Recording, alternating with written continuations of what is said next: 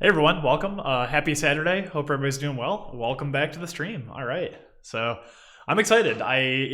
Just feeling up to this, feeling like working on some open source stuff, and it occurred to me that since I've been giving a lot of my other widely used packages some love recently, this one is long overdue. I can promise you that. So yeah, welcome to the stream. Let me get some Spotify going really quick. Make sure I don't get blasted by. There we go.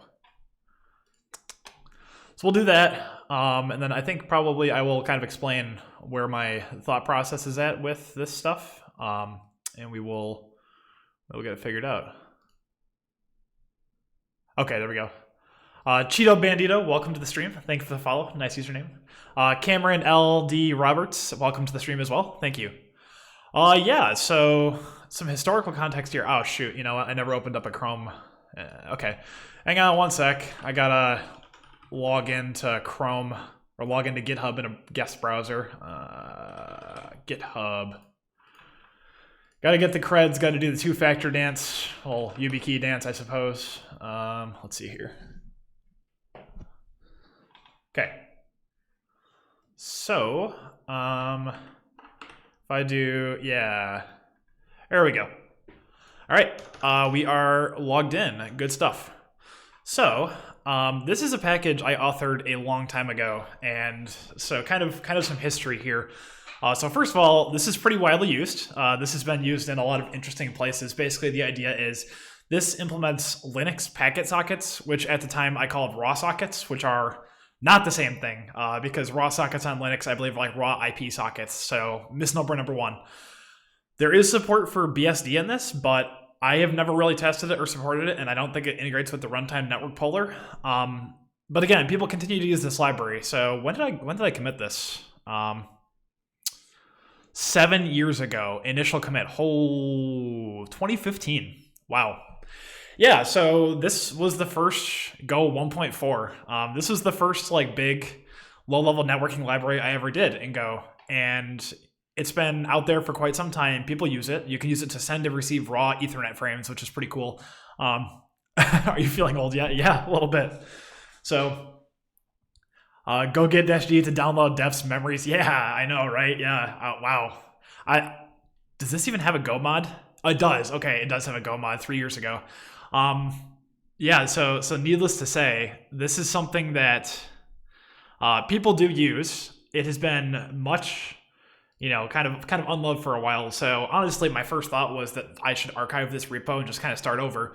But then it occurred to me that, people use this, and I think getting people to switch to a new library, that might be kind of hard. So I think what I want to do is I want to create a new package, which I'm going to call Packet for AF packet sockets, which is going to be a Linux-only implementation of effectively this. And then the raw package will just consume the packet package, which will also consume my socket package, which does all the hard work. So the TLDR there is that this will get a lot better support for Linux. It'll get all the modern niceness. I will leave the BSD stuff alone because, frankly, if people use it and it works for them, then good.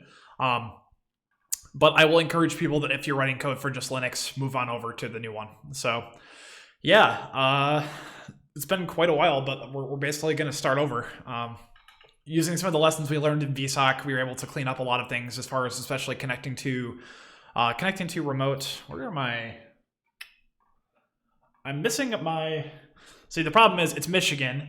It is February. It is cold. And I'm looking for my little hand warmer things. I don't know where they went. I'm going to go try and find those really quick. But let's see here. So if you want to avoid the module and package name raw for a long term, I could deprecate the entire module and point users toward a new one. That's a good idea, but I guess I'd only want to do that for Linux, Daniel, because the thing is on BSD, this will still work, but the new one's going to be explicitly Linux only. Dominic says the Cosmic Turtle, except it's matched networking libraries. Yeah, that's exactly it. Yeah, this one especially is used by 277. This has been used in a fair amount of places. So, yeah, I'll be right back. I'm going to go try and find my hand warmer things because where did I put them? Oh, you know what? I think they're in my backpack. All right, give me 30 seconds. BRB.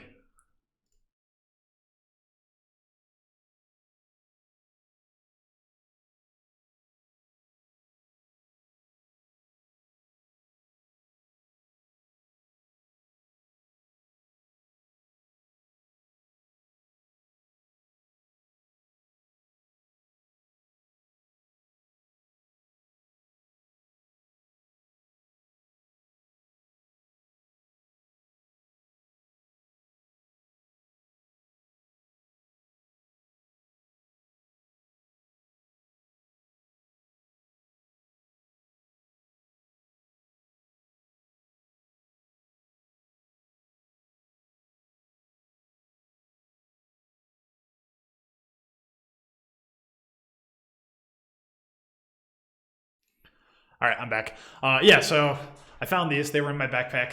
They're nice. These are, I think I showed these last time I streamed. What are they? Oh gosh, what were they called?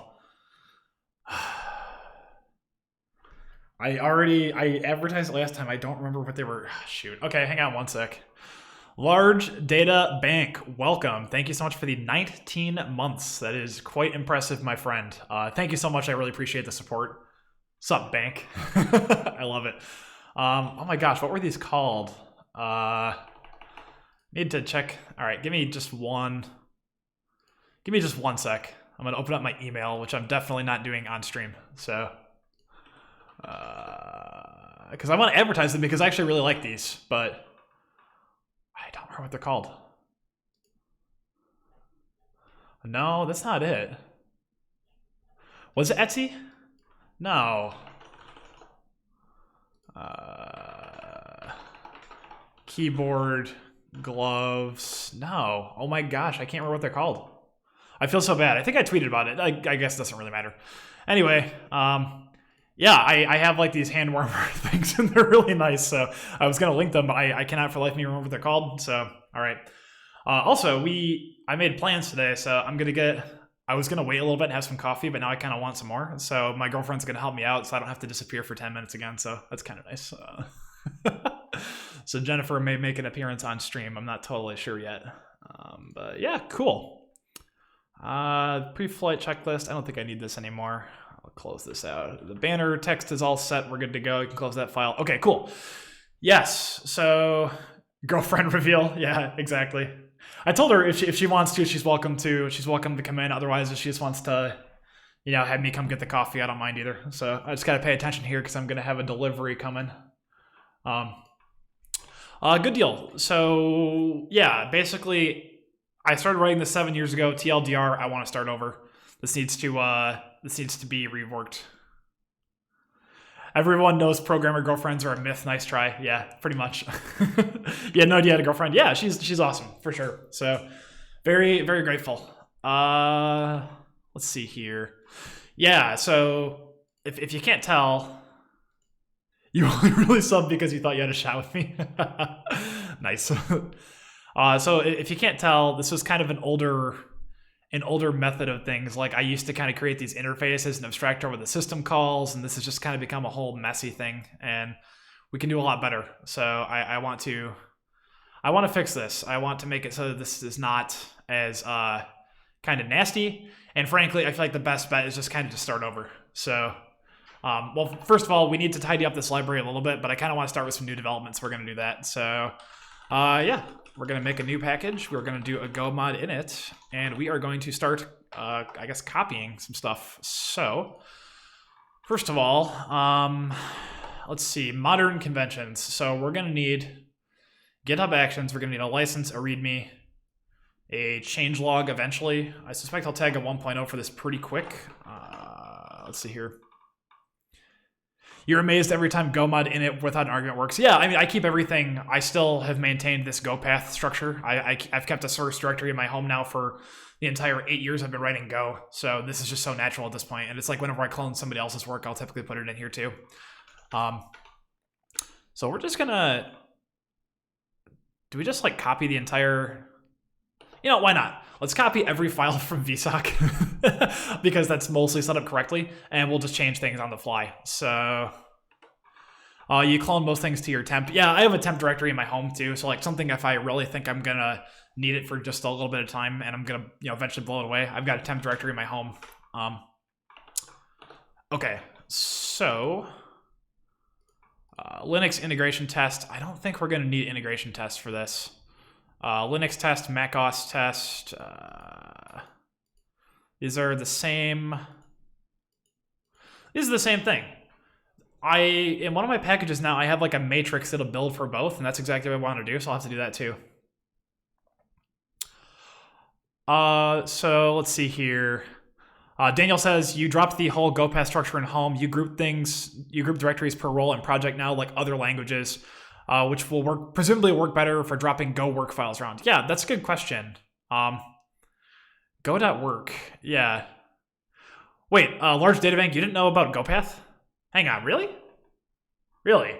Is that what you're saying here? I guess I'm curious, but yeah, I'm gonna maintain the structure at least for the foreseeable future. But I'm gonna stick with it. No, the opposite. Oh wait, you still use GoPath? I mean, yeah, me too. But I mean, yeah, I guess. Hang on. GoEnv grep GoPath. Yeah. Oh, you didn't realize you could dismantle it yet. Yeah, I think you can. I continue to maintain it, but I suspect that stuff would work just fine without it too. But anyway, so I want to copy, I think, my netlink package. We're going to open up every repo today, I guess. This has a test file. This also has macOS. Well, shoot.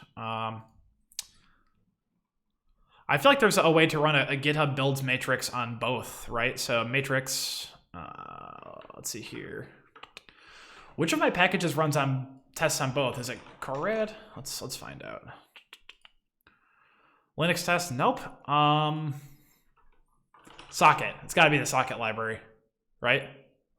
Oh shoot. Let's see. We got a little bit of. Man, I remember when Cockroach TV wouldn't just go build and you had to run some make files. Yeah, happens. Let's see here. Remember the Go Roll before Go modules existed? Big oof energy. Yeah, you know, I thought a lot of that stuff was overblown, especially with the vendor directory, but I do recognize things are a lot more friendly now, which is nice. Yeah, okay, so I want to copy the socket workflow. So, right. Socket, GitHub, workflows, to packet, GitHub, workflows. Dominic has a nice matrix. You all are ridiculous. Okay. So this is going to test on both Mac and Ubuntu. That's perfect. It's going to run all the tests with race. Yeah, that's exactly what I want. Okay. We're good. We can get rid of the individual Mac test. We can get rid of the... did I just delete the whole... Shoot. All right, hang on one sec. I got to open up the damn trash. God, I am struggling today, my friends. I am struggling bad. Restore. Did I fix it? Yeah, okay. I'm struggling so bad.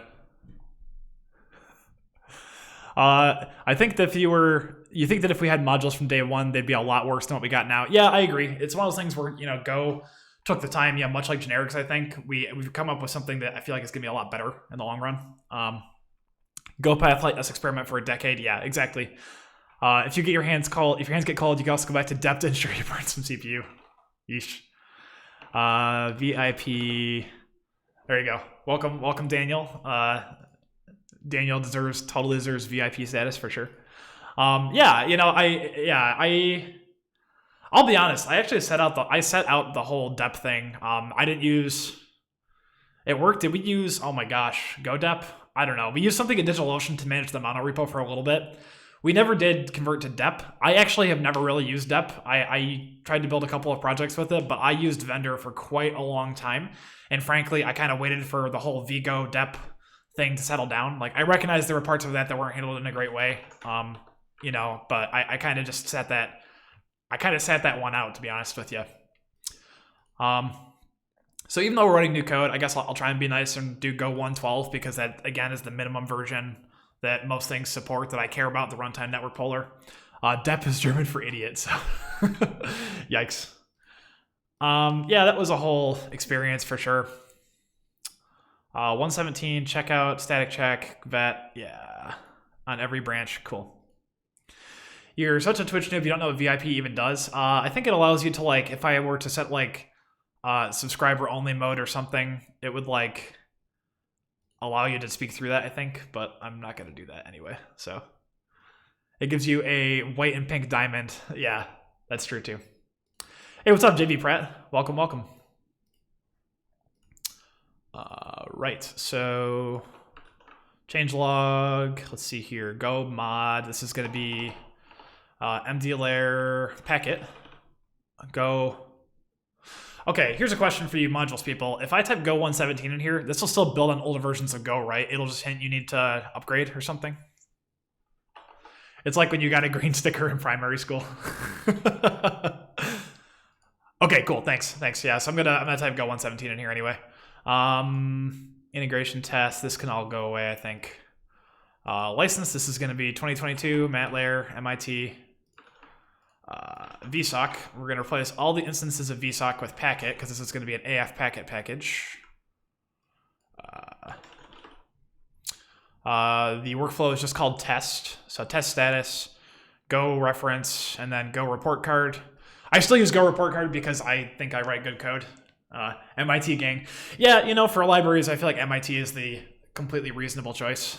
I've always kind of been that way. And then for my applications, I do Apache 2, which I believe is for, frankly, I forget at this point. Patents, I think Apache 2 has like a patent clause or something. Anyway, as long as people preserve the license, I don't care. I know my stuff is used in all kinds of production use cases. I'm pretty happy with that. Access to Linux, AF packet, sockets. Package packet provides access to Linux, AF packet sockets, MIT license. Yeah, that seems reasonable to me. See the change log. No 1.0 yet, so only supporting Go 112 plus. Use Go modules. I used to say this because people would like randomly YOLO their stuff into the Go path, but I think that's not really an issue anymore, but I'll still maintain that warning for now, I suppose. I feel like if you're not using modules today, like you're kind of...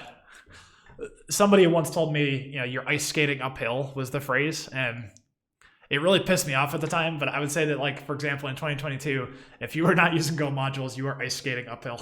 Like, just one of those things where, yeah. Oh, so Daniel says, how do you find out what private code bases use your stuff, by the way? For me, it's just by pure chance after they run into a bug or reach out, often years after adopting it. In a few cases, I have seen references on Google.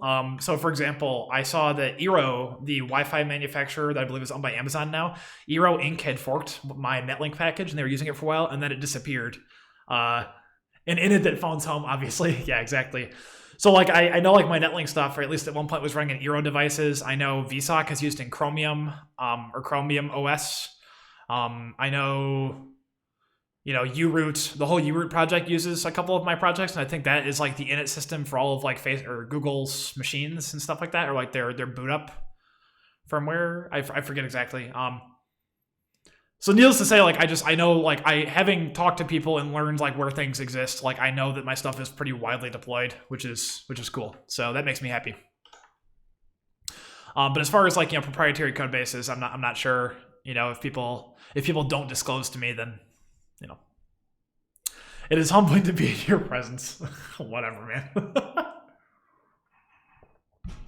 So this is not going to be a net listener. This is going to be a netpakicon, so we don't need a listener at all. I don't think we need the FD file. No. Oh. This could be tricky. We're not going to need context ID helper. We're going to replace all the vsock references. Yeah. It's kind of funny because, like, whenever I get doing stuff on stream, I'm a lot slower just because I'm sitting here shooting the shit. It can be fun to collectively make Matt blush. Yeah. I feel like these... I used to do this. I'd be like, test unimplemented. I feel like this is not useful. I'm just going to scrap this. I don't like doing that anymore. Others, yeah, this is for the shims and other platforms. So the package is not going to be implemented on your non-Linux OS. vsock test, vsock.go. Right, so at this point, I suppose we'll try and make things... oh, shoot, I just did the... There we go.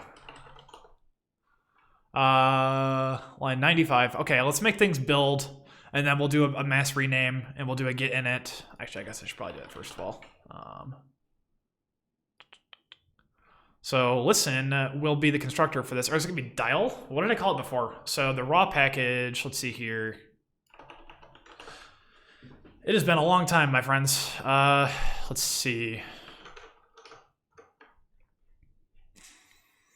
So the interface is called listen packet, which doesn't really make sense. The package is going to be called packet, so I think the type is going to be called packet.con. It's going to implement netpakicon like this. It's going to have a very similar interface, but the constructor is going to be called listen. Takes a network interface, a proto, which is the ether type. Yeah, and then a config. So this will probably be the rough constructor I use. Let's see here. This is just going to be called listen. And instead of having the dialer stuff, we're going to have the listener stuff. So con Linux, instead of called dial, this is going to be called listen linux.go. And yeah, we're going to have to fix up a fair amount here. So you could have sworn there was already AF packet support in NetRxNet. There is not. There were issues to do so. Golang xnet. Standard library definitely does not support it. I don't think. At one point, so Dom, there was a proposal at one point called like XNet Ether or something, and I said that I would contribute it, and then it just ended up never really happening. Like, kind of, there was a bit of a push to not do that as much. So no, I don't think AFPack is in here at all. Soy Pete, welcome to the stream. Thank you for the follow. I appreciate that. Yeah, so I don't think that ever happened. So my package kind of became the predominant thing as far as I know. I think there's also like GoPacket has some kind of like CGO binding thing. I forget. File listener. This is probably a useful API to expose too. File listener is going to expose a con as well. So there's not going to be a listener type. We're going to have the con type, which is going to be a netpakicon. Yeah. Imagine using CGO when you can just use syscalls. Yeah, I know. This doesn't make sense for packet sockets remove. Shoot, it has been a long time actually since I've looked at the packetcon interface. So what do we got here? So, oh, coffee. Hang on one sec.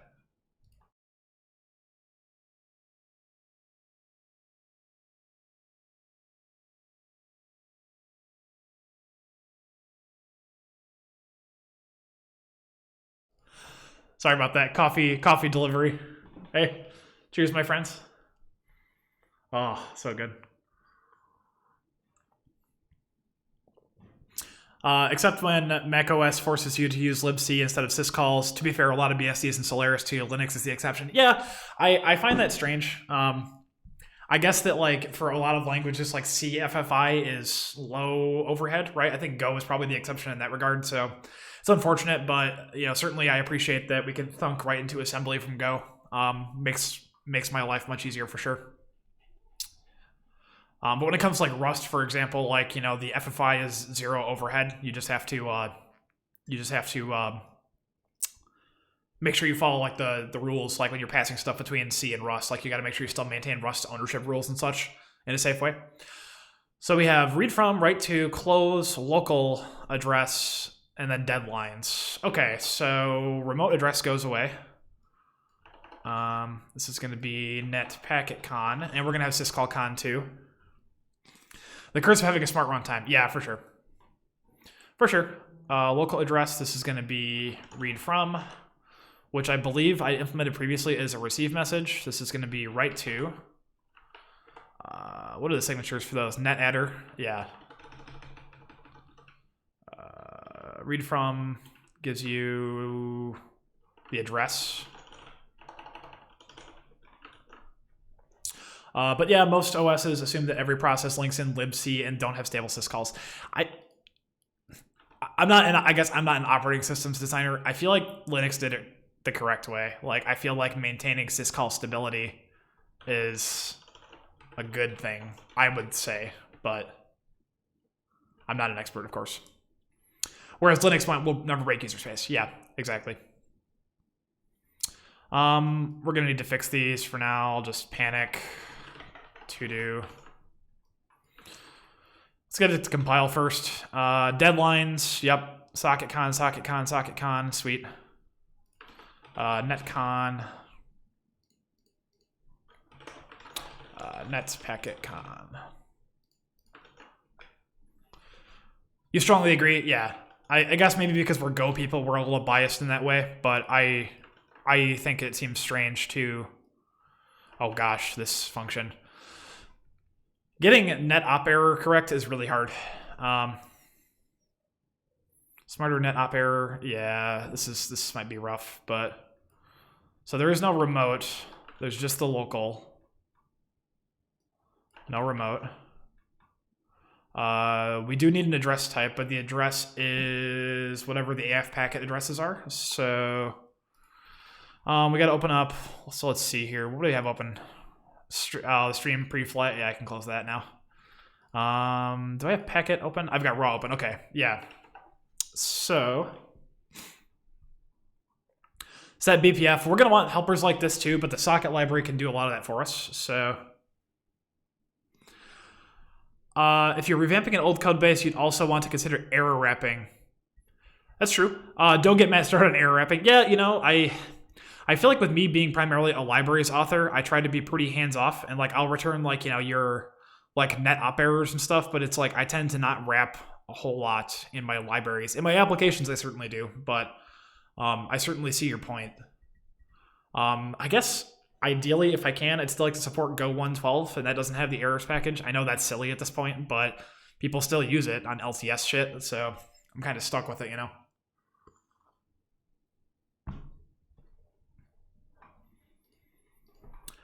Light wrapping in library sounds good to me. Really, I do the same. Cool, cool. Yeah, we'll see. We can definitely. It's something I definitely want to like think about. This is all going to go away. This is all handled by the socket library. Receive from, and send to. Yeah. Okay. Where's the address type? I mean, wrapping is transparent if people do the right thing and use as. And 112 makes me cry. Yeah, I know. I'm trying to be polite. For better or worse, I'm trying to be polite. So, hardware adder, net hardware. Okay. Network. Do I have a network constant in this library? Yeah, I do. Packet. So let's see. Dev vsoc goes away. These go away. Op names. Let's see here. There is no remote address for these. Use errors caused in similar or Go 113. Yikes. Polite to whom, though? Your ancestors? Polite to the people who are deploying my stuff with like Ubuntu LTS, really. I guess like whatever. So let's see. 1604 is dead at this point, right? So whatever 1804 ships is probably where the target is going to be. But certainly, if it's not too much work, I will maintain support. You know, you all saw, you know, Dom, you were here when we did the VSOC stream, right? So, mdlayer VSOC. So, if I can't use error wrapping, that's fine. But if I have to, hang on. Move stability. No. Let's see here. Rewrite on top of. All right, let's view the repository back in March of last year. I'll read that in a sec. It's pretty funny though. Doc.go. So like this was crazy, right? Like Go 110 it does this, Go 111 it does this, Go 112 it works. Like this sucked, right? This is not something I want to perpetuate, but Go 112 does exactly what I want, so I feel like it's reasonable. Polite to whom, though, your ancestors. It's the year 2032, and Matt is writing his first generics. You thought it was common practice to only support 2 major Go versions, 116 plus as of now. People stuck on old Go versions can also stick to old module versions. Yeah, I see what you're saying. I have had times before where people, like, I had ripped out support for 110 and people explicitly added it back. Something like 113 hasn't had security fixes for years. Yeah, I guess the thing is that, like, if I can make it so that my packages work on old versions of Go without too much effort, I'll do that. And then in a couple of years' time, I can go clean it up. Like I said, this was insane. This sucked. I'm not doing this. But 112 plus is totally fine, I think. LTS branch costs money. Yeah, all right. So we'll target Go 112, and we will see. You know, so test on. We'll do this. I still feel like this is fair. I know. I still feel like this is fair. We'll try it. We will try. Let's see here. What was I fixing? Oh, the op error stuff. Yeah, so some of these are, this needs to be reevaluated for sure. Use of closed network connection, remote, let's see here. Source, address. What did I just do? Remote address equals remote. Net op error. Involving a remote network connection, there's a source. So there will never be a source, right? Because these are all packetcon, so there'll never be a source. Address, close, dial, raw read, raw op, write. So I guess for all of these, the local address would just be adder, and that's it. I suppose it doesn't actually matter. Source and adder using the rules defined. Yeah, I think that we can actually simplify this out to adder is just local, I believe. I think that's correct for a netpakicon. It's actually not a bad idea for a way to encourage sponsorships for important low-level libraries. Yeah, I mean, I've had people like contribute support back, like I was saying, for stuff before too. So I think it's totally reasonable. Like if, you know, so let's say this for the initial commit, let's do 112, and then let's do 116. Let's just see what the diff would be. If it's really small, I'll probably leave it alone, or I'll just build tags. But I totally respect where you're at too, because I totally get it. Hardware address string. Yeah, I guess that's all you'd really return, right? So,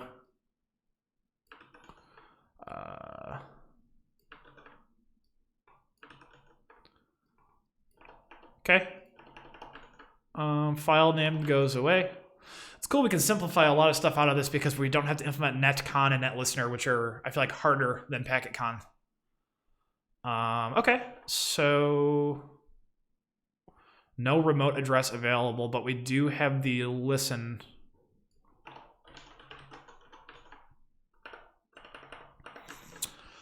Hey, how's it going? Zaho Baskin, welcome to the stream. Sorry, Matt, but this question will be out of context, but you want to ask how a programmer can understand that he or she has achieved the next level. That's an interesting question. So I guess for me, I think that probably the experience I think of that was like most fundamental to that for me is that there was a time where I felt that like I'm a good programmer, I do good work, you know, like I kind of felt like perhaps a little maybe even a little more arrogant than I should have. And then I started working at DigitalOcean, and I had a colleague who, you know, like I was writing code, he got hired in a couple months later, and frankly he started tearing my stuff apart a little bit. He's like, you know, you're using Go routines. There's no test coverage for this. You're not checking if the Go routine ends. And I guess in my case, like I kind of felt a little bit personally attacked. And it took me a little while to kind of understand that like code review feedback on my code is not a reflection of me as a person. So if you disagree with someone's code or something they've written, that does not mean that you fundamentally like dislike them as a person. And I think that learning to humble myself a little bit and recognize that, you know, review feedback is helpful and welcome, and that I want that and it helps me get better, I think is around the time where I started to realize like, okay, I think I'm really starting to pick up the next level. And ever since then, yeah, I just feel like I've done a lot better work. So I would say that's probably, if I had one experience, that would be the one. But yeah, I think it's probably a pretty personal thing. You know, it's going to depend a lot on you and your background. But I think for me, it was being humbled by review and recognizing that like other people can help make me better. And nowadays, like I get upset because a lot of the time I don't get a good review. I have a lot more Go experience than a lot of people I interact with. And as a result, like a lot of my stuff is like, yep, looks good, ship it. And that's, I don't feel like that helps me grow, you know? So I'm kind of in the opposite situation at this point, which is an interesting thing. So Dominic says, the way I see it, if an LTS distro ships an ancient compiler, then that compiler can only be used to build the package that's distributed by the LTS distro, plus 100 DOM. Even people on Debian stable could grab a newer toolchain from the backports repo to then be able to build newer software. Yeah, for sure. So current Debian stable ships with 115, but backports has 117, and old stable has 115 in backports, which is surprisingly decent. That's good to know. So 115 maybe is a more reasonable at this point. Thank you so much for the reply. Yeah, you're welcome. I think that like that's really the best thing I can I think that's probably the best advice I can offer, is to be humble, recognize that you can always learn, and you will sometimes learn from people or sources you don't expect, and that, critique is good. You want feedback, you want to be humbled. What Matt said, and also the realization that there's always more to learn. Yes. So for example, as much as I love Go, I had a ton of fun writing Rust over my time off, and I still want to write more Rust too. It's cool being new again. So that's right. It's like the Dunning-Kruger effect. I forget exactly what that is. I know I've heard that before, but Dunning-Kruger. A cognitive bias where people with limited knowledge or competence in a given intellectual or social domain greatly overestimate. Yes. 100%. Yes. Yes. I just these graphs here. Yeah, like I shouldn't have just clicked right on my page. Anyway, yeah, I absolutely hit this. I was like, I do good work and I'm good at this, and like I can write so much code. And then I kind of hit this, and then I feel like really, yeah, I've kind of come back around and I'm better for it. So it's exactly the Dunning-Kruger effect. In fact, I would say that's my exact experience. So that's pretty funny. So we're going to give people a file listener for this as well, because that seems to be a pretty reasonable thing in the VSOC package. So you look up to people like Ian Taylor or Brian Mills in terms of patiently dealing with GitHub comments. Yes. Oh my God. Yeah. Ian's patience is legendary. Brian certainly as well. Another person that comes to mind is Axel Wagner. Axel will go through and try to explain to people in depth, in detail, and and some people just don't want to hear it and they don't want to deal with it. And I agree. Patience is something that I'm not necessarily great at sometimes, especially when it comes to folks who are newer or arrogant. And I think that's something that I need to work on too. So I totally agree. Those are great folks to look up to. 16-year-old me thought that PHP was the only language you'd ever need since it could do everything. Yeah. I mean, there was a little bit where I thought Go was the only language I could ever need. And then I realized that I should try and do more and stay relevant, and I still love Go and I'm going to write Go for years to come. But you convinced that Ian is a team of people? Yeah, totally. It's pretty funny.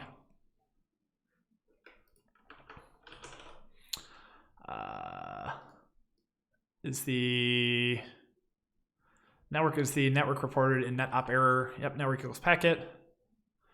All those operation constants. Netpakicon is an AF packet implementation of a netpakicon.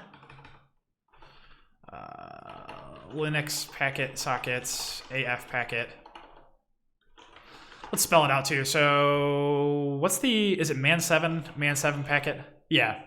Packet interface, packet sockets, yeah. Okay, so we'll take some inspiration. Let's see here. So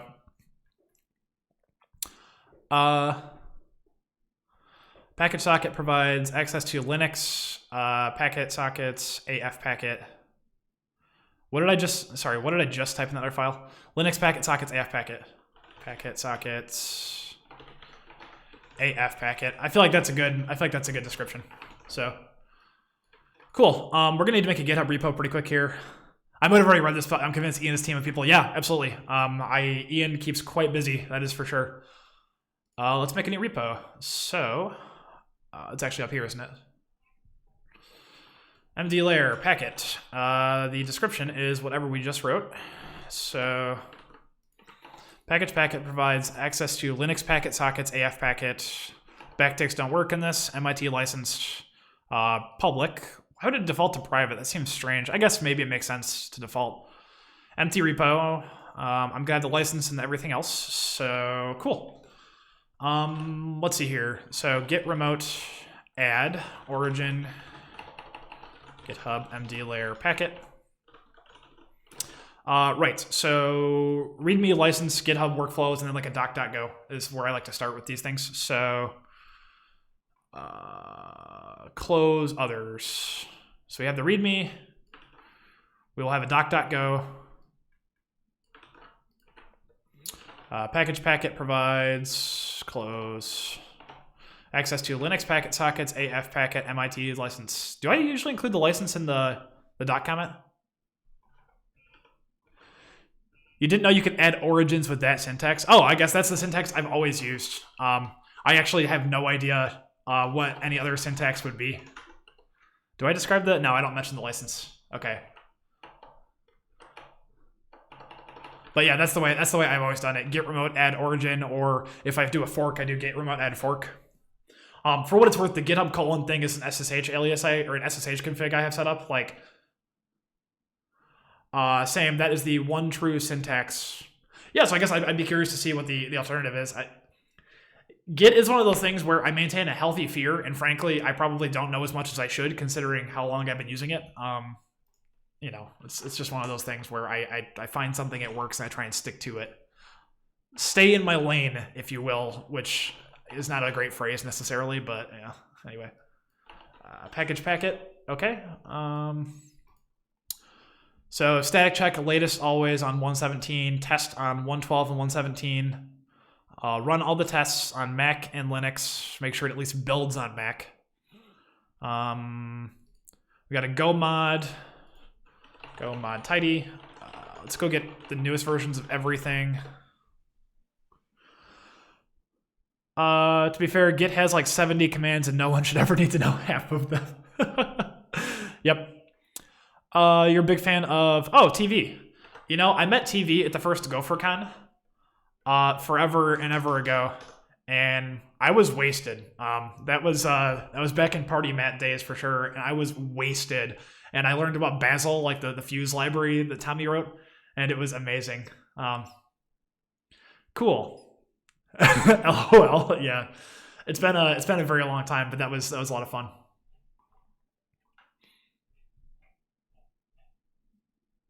Cool. Yeah, I will keep track of this, and I will take a look at this for later on. I'll put this in my notes. Party mat days. It's like once we all hit 30, we stop doing that stuff. Yeah, I occasionally will still party mat these days, but I try to make it a much less frequent occurrence. You know, if I can. Look at a beer, get a hangover. Yeah, pretty much. I'm going to put this in my notes really quick. So let's see here. Stream notes. Cool. Look at beer, get hangover. How do you meet this party mat? So Daniel, this is a funny story too. So Daniel at GopherCon, was this in Denver? Or was this San Diego? I don't remember. So Daniel and Paul Jolly were talking to each other, and I walk up, and was I carrying 2 beers or they were carrying 2 beers? And I was like, oh, what's up? You guys are double fisting. And Daniel and Paul both look at me like, excuse me? And I was like, yeah, you're double fisting. You're holding 2 beers. And apparently in the UK, that has a very different meaning. But like in American, like in party, you know, it's like party slang or whatever. Like double fisting means, yeah, you're drinking 2 beers or you got 2 drinks in your hands. But not safe for work. Sorry. I have no idea what the UK meaning is. I forgot. But that was a little bit of party mat. Just a little bit.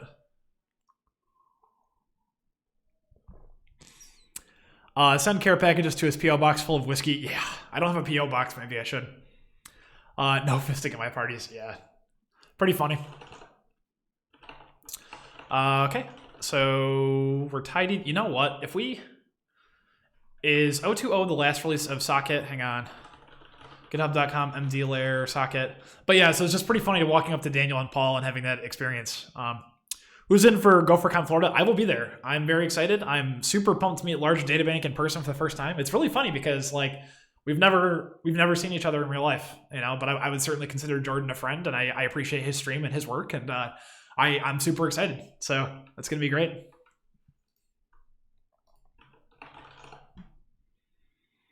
No GopherCon in the US for you this year, but I will look at going to 1 or 2 GoCamps in the EU, UK. Yeah, I will certainly apply. I'll be honest, the whole online conference thing, I'm kind of over it. Like I spoke at GopherCon Europe last year, 2 years ago, and did like the online talk, and it's just not the same. Like I guess at that point I would rather, instead of preparing slides and everything, I would rather just do a Twitch stream, frankly. But if a conferences are in person, I'm vaccinated, I'm willing to travel, I certainly would apply to speak. So I did go to GopherCon UK a couple of years ago, and that was fun too. I got to talk about my VSOC package, actually effectively doing what we are today, which is cool. Let's get this thing committed. We've been yammering on for 50 minutes already. Same, yeah, hell yeah, Large Databank.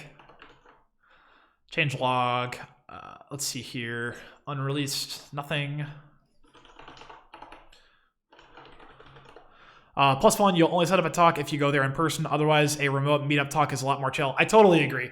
And for when it comes to remote, it's like I don't want to prepare slides. I just want to like talk off the cuff of my, seat. Have people ask questions, have it make more interactive. Like that's a lot more my scene. Conference talks are stressful for me, and I insist on memorizing the entire thing. So it's like I practice a lot and put a lot of work in. So it's just it just ends up being a commitment, 117 static check, workflow test, Mac and Ubuntu 112, 117. Okay. Change log, yes. License MIT, Readme, packet, badges, stability, doc.go, gomod, gosum. Oh, you know what? This gomod and gosum will not reflect the current state of the package. So move star.go to star.go.text. Does that work?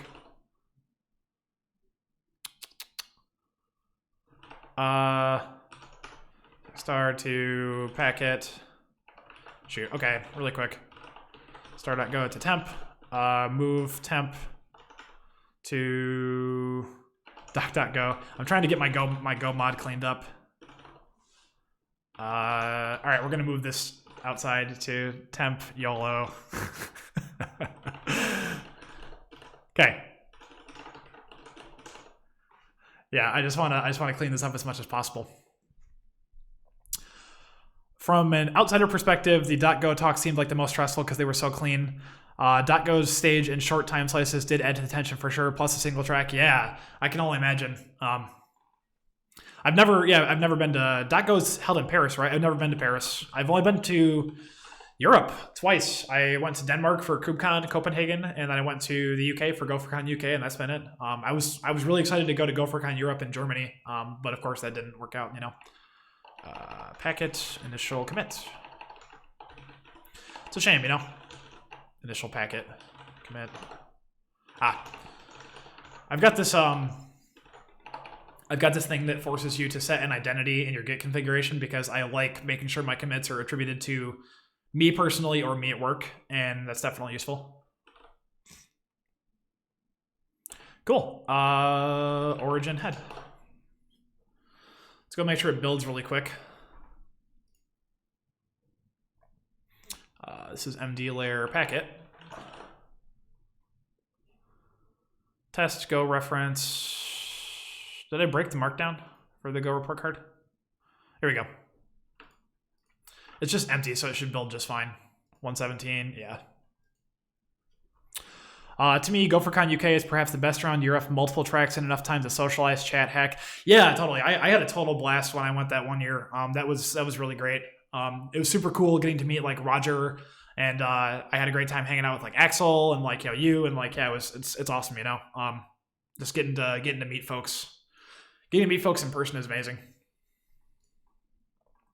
You wonder why there's nothing about a 2022? Yeah, I don't know.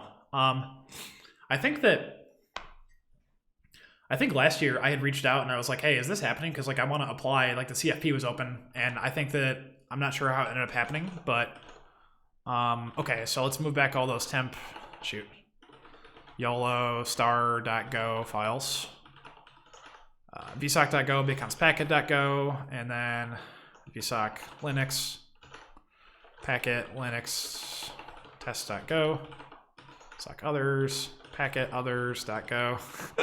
I'm sure there's a one-liner for this, but it's one of those things where packet socket, packet test.go. Right. mdlayer vsoc. No, this is not mdlayer packet. So actually for now, let's get rid of the tests because I just want to get it to build. Actually get this to build first. FD Linux, this can get folded into the other one, I'm sure. So we'll get rid of the FD file because that has less utility. Is Erno, right? Packet, panic F. This kind of bothers me. I wish that the Go compiler was smart enough to recognize that panic F will terminate unconditionally, and I didn't need this return false. Can it these days? Actually, shoot, can it? Go mod tidy. Give me the latest, please. Go build. Missing return. Yeah, so you can't. It's a shame. It's a shame. Right, so this is going to be called listen. And it's going to take the local network interface, I believe. Net hardware address. I forget exactly. It cannot. Okay, that's good to know. I wasn't sure.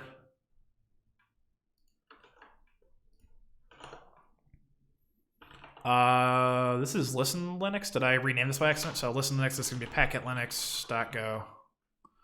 Right. So to get this building, we need to implement listen, which takes the net interface, the proto, and then the configuration. So IFI net interface, the proto, which is a uint16. And then the configuration, which is unused for now.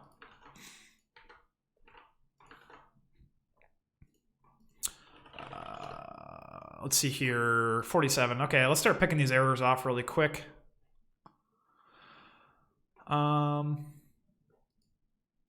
Cannot use, oh, I see. So I have to specify adder hardware.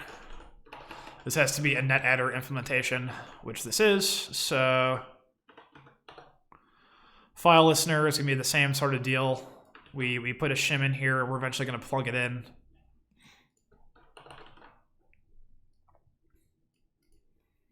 So for now, panic to do con context ID and port. So I need to remove those two parameters. So yeah, so this is where we actually start synthesizing the real addresses. So this is going to be AF packet. Let's see here. Oh, you know what? I think we got to make it so you can specify. Yeah, we have to be able to specify the appropriate, what's it called? Sock dgram or sock raw. All right, I'm gonna go refill some water. I'll be back in just a sec.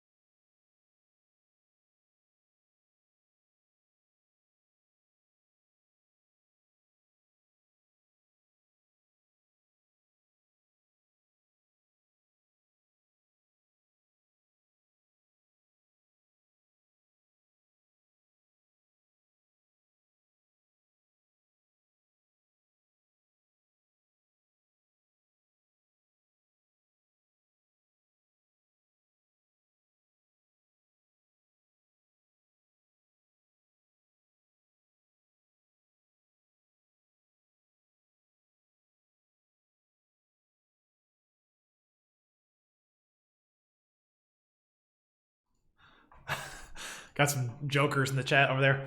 No, sorry, I was talking to my girlfriend. She said that, like, I guess when she made the first, she ended up making 2 cups of coffee. She said the first one came out like burnt or something, and I don't know. It's like it's a pour over thing. Like, we've done it a lot of times, so I'm curious what she did. I guess like it seems like it tasted okay, but it did smell a little funny. But this one's fine. So you guys are ridiculous. Yeah, so getting back to this, let's see here. You bought an AeroPress and you can't go back to drip, yeah. AeroPress is pretty cool. I do Hario V60 as my daily driver, and I'm definitely a big fan of that. So, let's see here. We should, I guess, before we get too far in depth, I want to look and see what all the parameters to bind are, because oh shoot, we don't need connect, do we? We're not connecting, we're binding.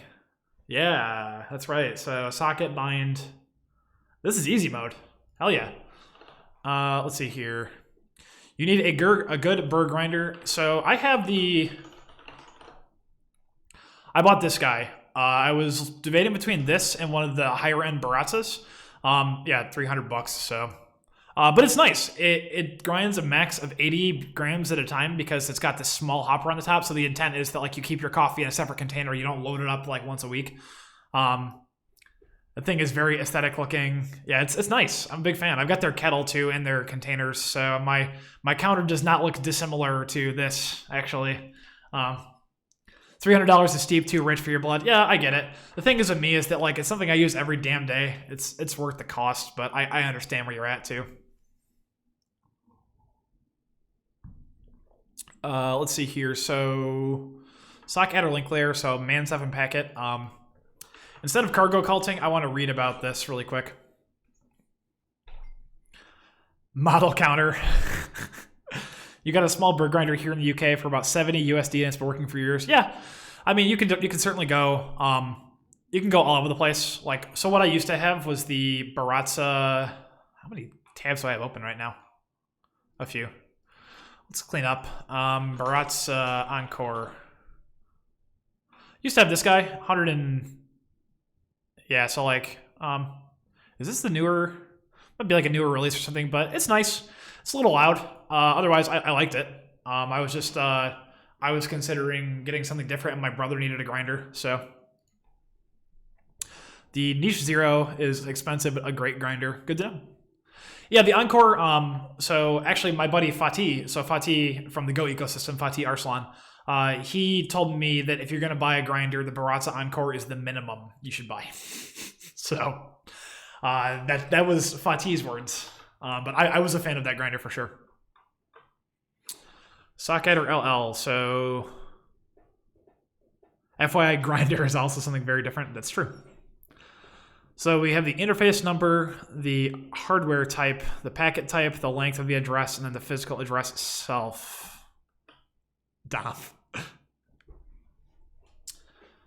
In network byte order. See, that's what screws with me is that like you have to specify this in big endian, and I feel like the Go structure doesn't do you any favors by, you know, we could probably fix that actually, because I had to do a trick in here. Hang on one sec. Where is it? PBE. So this PBE thing, protocol big endian.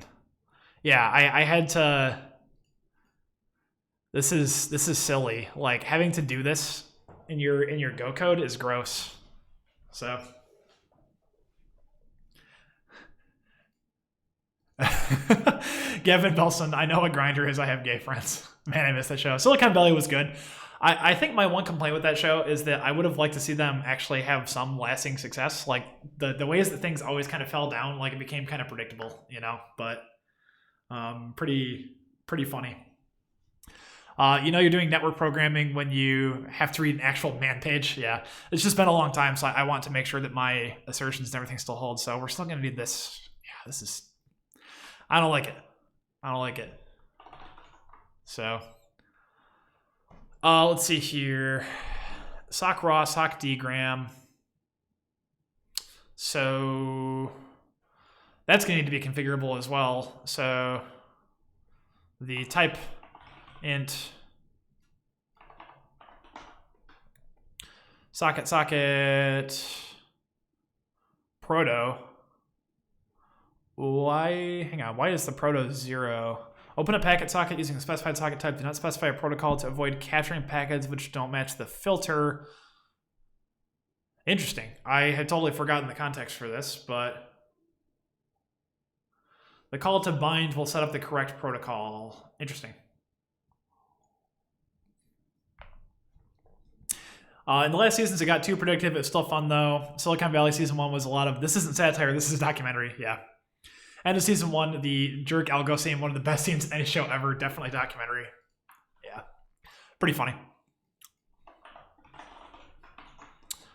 Socket, config. Yeah. Config, default nil check, initialize, pass options to socket config. Yeah. So, let's see. I feel like we have to expose the constructor. So dgram or raw, is that all you can specify? Shoot, I need to, hang on. Let's see here. So sock raw for raw packets, including the link level header, or sock dgram for cooked packets with the link level header removed.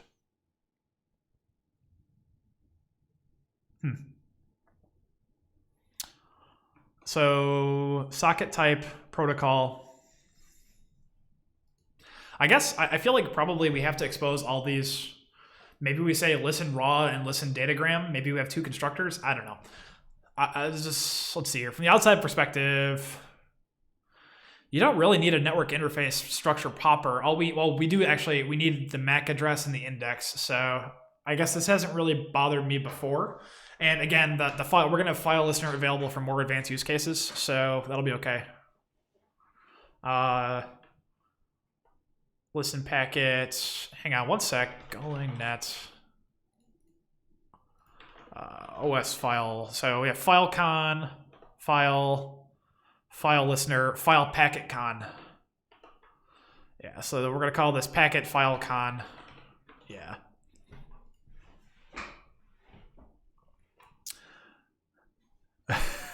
I liked it was more engineering in the show. After that, it just became magic. Somehow they come up with revolutionary tech just like that, and then sprinkling AI everywhere.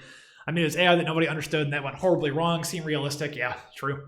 Magic, it's reality, man. They were working on Web3 before Web3. Sup, meta mates. Cringe. Don't laugh, but at work they have replaced Zoom with the metaverse for some meetings. Really? No way. I'll admit I'm curious, but I don't know. I don't know how to feel about that, Daniel. Metamates is pronounced like Socrates. Bullshit. Bull, I don't believe you for a minute.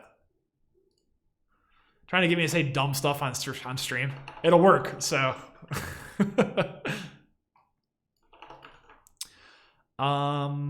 Yes, look at the local address. We won't have the remote because we're just gonna bind. So we're gonna pass everything in for now. So we have the interface, the protocol,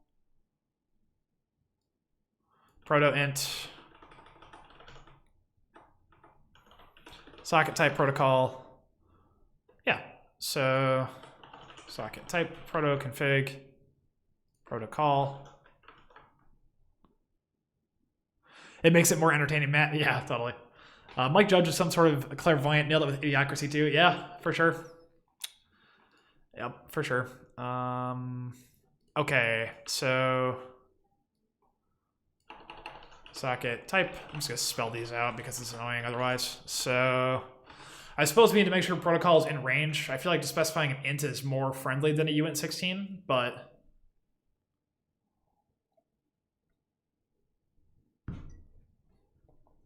okay, good deal.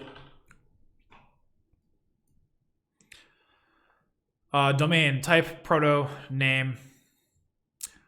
Oh, it's going to specify a 0 for the same reason we mentioned before. We're going to go back to protocol is intentionally 0 and call to socket 2. We can set it on bind. Package raw notes. Let's see here. I don't remember the context on this one, so I'm just going to copy and paste. So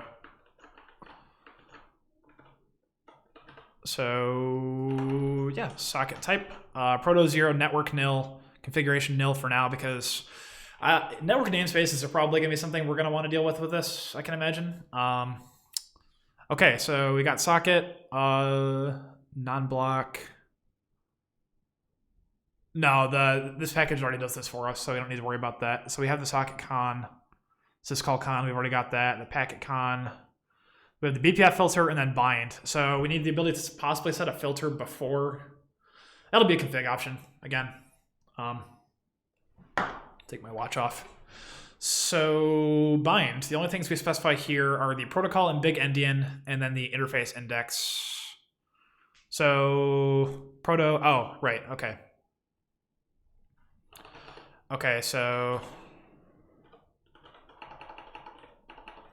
proto net unit 16 colon equals h2ns uint16 of protocol. Maybe I'll make it so that this is like a function that like clamps in range. I feel like that's reasonable. So if I is greater than math max uint16, turn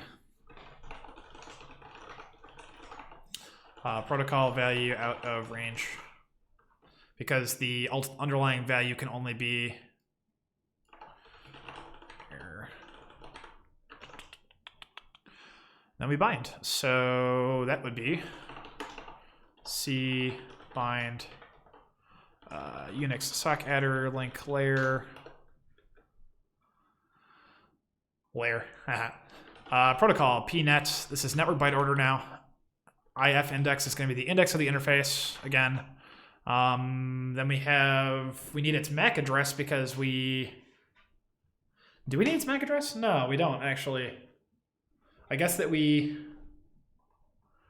get the local address. So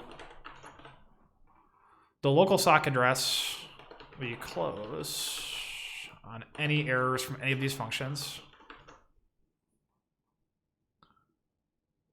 Why does this not want to compile? Oh, this is why. Local sock address is going to be a Unix sock adder link layer. So LSALL. So the address is, this gives us a lot more information actually. So the hardware type and stuff like that. The only thing we expose directly is the hardware address, but I feel like we could potentially expose more, maybe if it makes sense. So let's say LL address.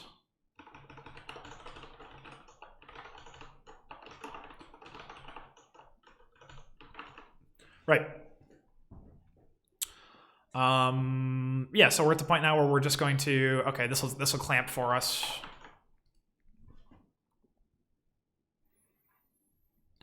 0. Nil. Right, where's my terminal? We need to test this now. So there we go. So we're gonna make a command packet or something. This is usually what I do to test my stuff, is just basically make a new file. And then a main.go, package main, func main, C error, packet listen. So local, hang on, IPL, EMP5SO. I need to do I know you can do like a udev thing to make systemd give you like old school etho names and stuff like that. I've been considering doing that for like a long time, but it was like kind of annoying to memorize, like, you know, oh, this is ENP5SO and stuff like that, you know. That's the one I'm using, so yeah, okay. So interface, net interface by name, P5SO, error log, get interface. And then this is going to be, for now, we're just going to use Unix constants. Let's go IPv6, right? IPv6DD, is that right? 6 ether type. IPv6. I was right. 86DD. Sweet. You can also define your own aliases for interfaces. So on a router, you might want to alias it to LAN and WAN. Yeah, that's exactly what I've been wanting to do on my router for a while. Because like the VLANs are fine. I can name those whatever I want. But the physical interfaces, I was considering renaming for that reason. So I should look into doing that. That would be nice. Failed to listen. Defer, C, close, and that'll be that. So, alrighty, gang. Let's see if this works. So, go run. Oh, you know what? This is going to fail with permission denied because opening a packet socket is a privileged operation. So, that's something else we're going to have to think about. 26. Type int is type uint16. So I : equals uint16 I. Can I shadow this with a different type? Nah. All right. There we go. Failed to listen packet on that socket operation not permitted. Yep. Check your privilege. Indeed. So I guess probably the correct way to do this, the man 7 capabilities, right? So is this cap net admin or cap net raw, right? So yeah, net raw. Okay. Set SUID. Yeah, yeah, you're right. I could do that too, I think. What's going on, Denny? Welcome to the stream. Yeah, this is just a testing thing. So sudo set cap cap net raw plus ep dot slash packet and dot slash packet, right? That way we run it unprivileged, but there we go. Okay, so we got the protocol DD86. So it did do the endianness thing. The interface index, hardware address type, packet type, the length, the address. Then the raw underneath. Interesting. Okay. So I suppose I can make it so that like this returns you some of that information because like, but you don't really need any of it, I suppose. You just want the length and the address. So yeah, so the way we do this now is the local address. When we get the socket address, we clamp this, right? So since you are using sysunix, you can also use ethp IPv6 instead of the, it's a good idea. Thank you. I had totally forgotten. Unix ethp IPv6. Thank you. Appreciate that. That's nice. Yeah, I would expect that this package, like if you're using it, you're going to be using Unix types anyway. I'll provide some of these constants, but not a whole lot, I don't think. So, right. We need to clamp the address to the appropriate length according to whatever the kernel tells us, which I think this does. Yeah, exactly. So we know for a fact this is going to be a link layer because we bound to a link layer. So this type assertion can be unconditional, which I think is fine. So we make a net hardware address of the hardware address length. You got to run for food here on. Hey, Daniel, thank you for stopping by. Take care and have a good night. Exclamation point project. Yeah. So I do have that actually too, but let's see here. So commands, edit, project. We're creating a new repo now. So mdlayer, packet, and I didn't have the repo though when I started. So mdlayer raw. Does that work? There we go. So packet is the new repo, raw is the old repo. We're going to end up basically shifting the base from raw into this package, and then we're going to move it, and then we're going to migrate in. So copy into this from adder up until all.hl. I guess it doesn't matter though. Like, so I was doing this, but I guess it doesn't actually matter because adder's going to bound it anyway, right? Like I have in the old one, so that's fine.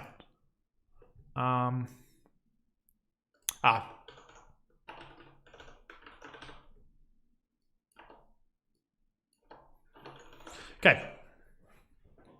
Good deal. All right. Let's see here. Protocol is intentionally 0 and a call to socket 2. We can set it on bind to package raw notes. Cool. Let's see here. So back to the man pages. Oh, geez. It's so messy. I hate the endianness thing. Like, why in the world does user space need to get the endianness right for this? It just feels wrong. I guess perhaps this is a failure on Go's part because like Go should be maybe the socket or link layer way back should have been 2 bytes instead of a uint16, you know, but let's see here. Ethernet protocol network byte order. So packet 7 says we have to says SLL protocol must be in network byte order. We validate the Family. Do we have to set family? I suppose. Actually, does this even expose that? And it does not. No, because the raw version already does. So the way sock adders work in the Unix package is pretty interesting, actually. So if we go to golang Unix, I suppose actually I could pull up the source code locally. It would be easier. Source xsys source golang.org xsys. Actually, you know what? Don't I have this? Xsys. Yeah, I do. Yeah, so the way this works is pretty interesting. Let's see here. Syscall linux.go. Syscall linux. So type sock adder link layer. Yeah. So check this out. So what happens is that this sock adder link layer implements an internal interface which converts to basically the unsafe like YOLO sock adder union representation. So this will do the conversions for you and then deal with it. So you specify kind of this higher level interface and it gets converted to this raw. And then the raw one is actually what gets used. And that is, so func, let's see here. Yeah, any to sock adder, yeah.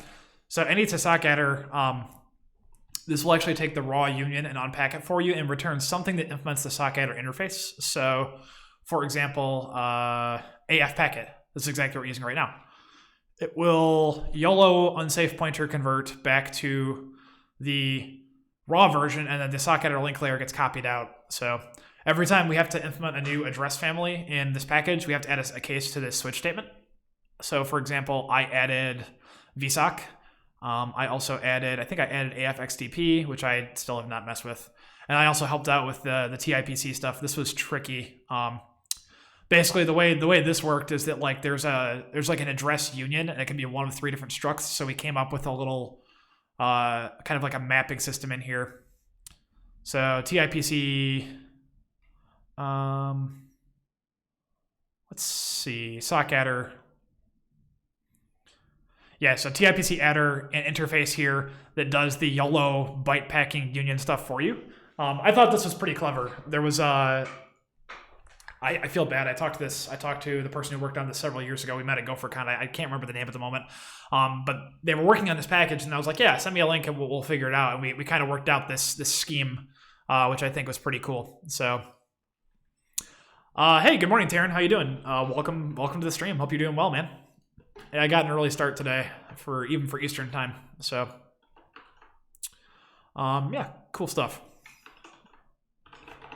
Let's go back to the man page.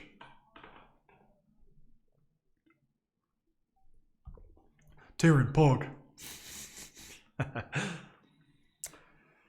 So, excuse me. The connect to operation is not supported on packet sockets.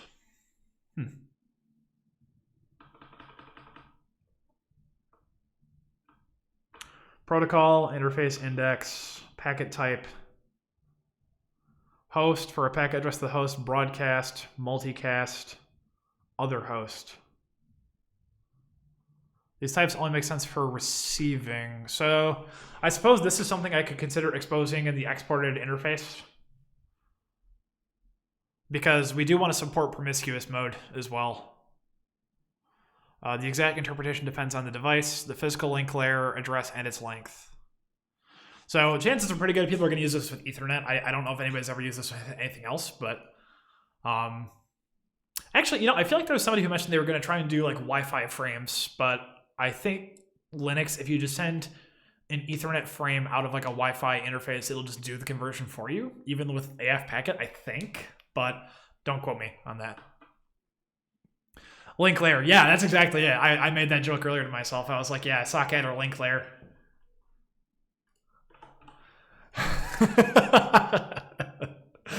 I should make a type alias.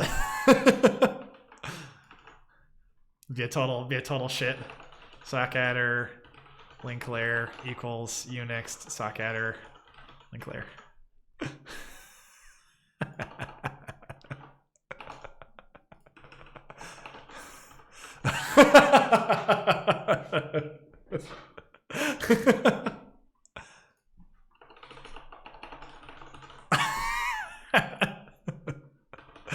Pretty goofy, huh?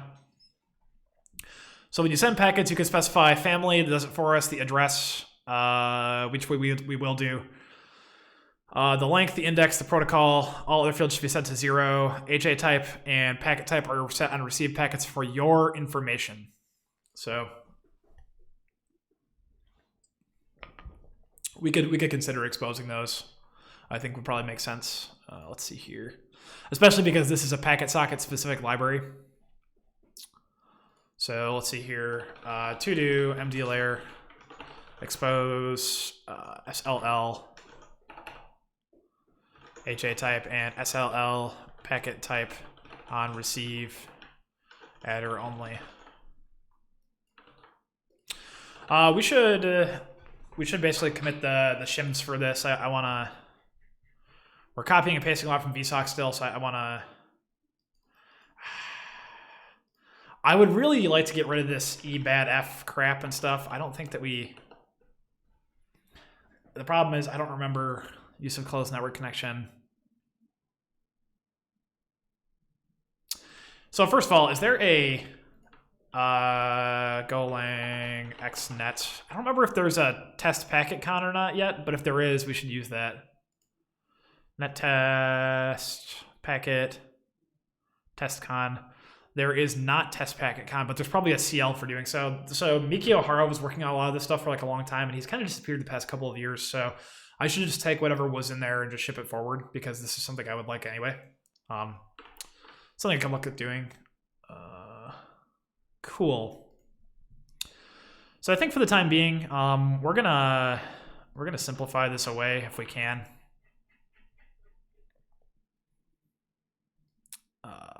Let's see here.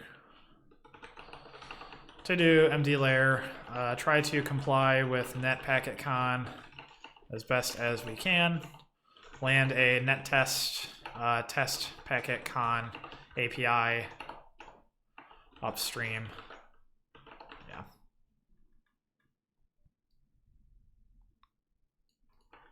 Yep. Okay, so adder is the address of. You hate con packets? What's up, Jerry? An adder is the address of a, let's see here, device independent physical link layer address. An adder is a physical layer address.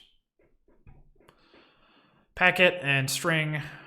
String returns the address's hardware address. That's not going to be quite right in the future, though. String returns the string representation of an adder. Not much, just enjoyed the weekend. Hell yeah, man. Yeah, I woke up today and was just kind of feeling good. It's like, let's get some work done, you know, let's do some streaming. So good to see you.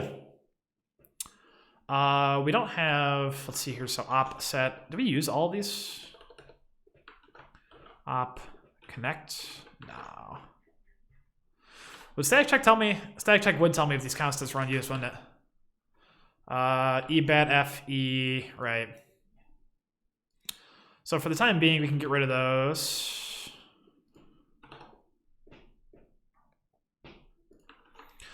We're just going to write the shims for now.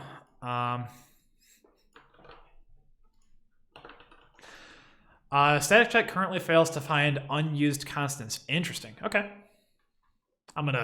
This is funny, but I'm not going to commit that.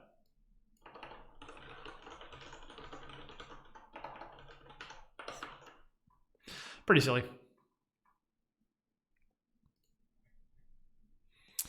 Let's see here. So listen is the entry point for listen on Linux. Config default no check initialize pass options to socket config. Yeah, like the network namespace will be the one thing that we definitely want to pass. Protocol is intentionally 0 and a call to socket. We can set it on bind.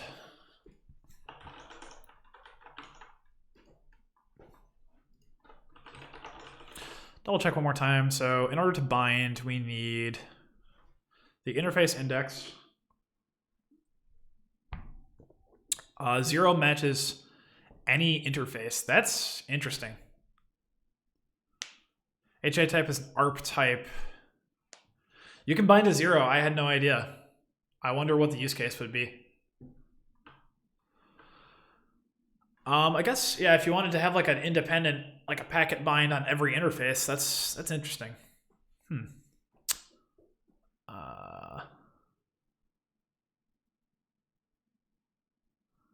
Oh, what's going on? You just got 90% through a very similar internal package for AF Packet this week. Good timing to see how you approach this. Yeah, this is open source. I'm basically taking my raw package and cleaning it up and basically on top of socket. So I guess I apologize for duplicating work here, but this is something I had been intending to do for quite a while. So certainly contributions be welcome. But yeah, I'm basically going to port over all the stuff that we've done in raw and then rebase raw on top of this. It's Blaine, by the way. Yeah, what's up, man? I thought you were... Sorry, I think I got a snack or something. I'll be back in just one sec.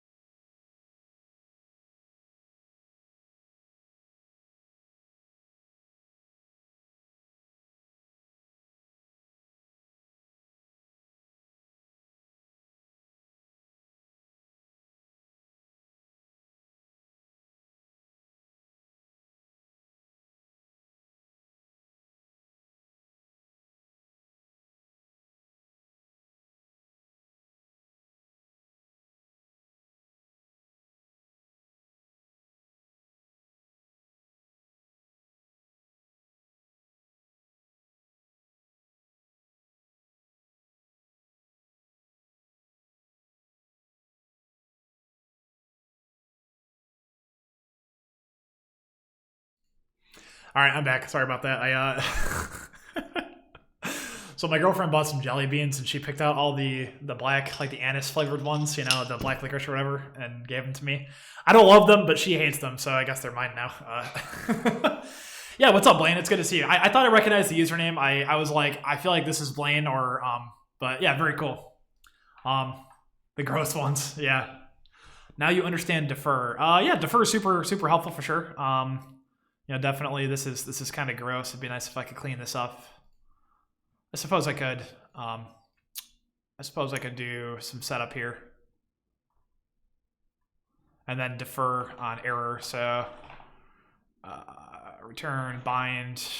So C. We'll pass the socket in, and then the protocol, and we'll do some error handling on this. So C error. Con error.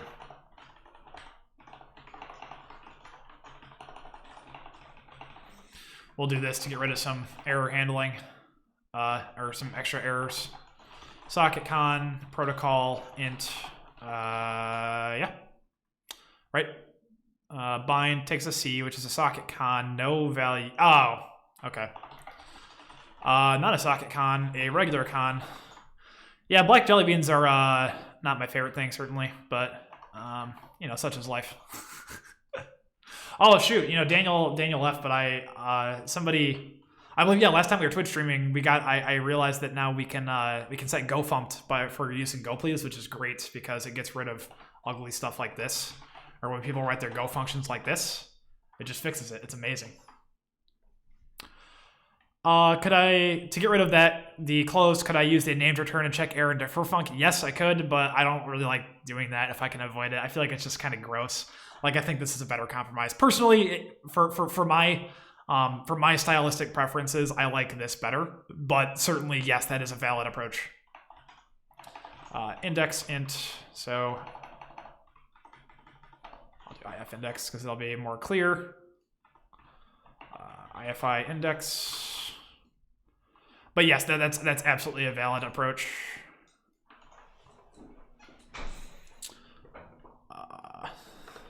Bind sets up, binds the socket con as a con to finalize con setup. Can't I do error equals nil and close at the end?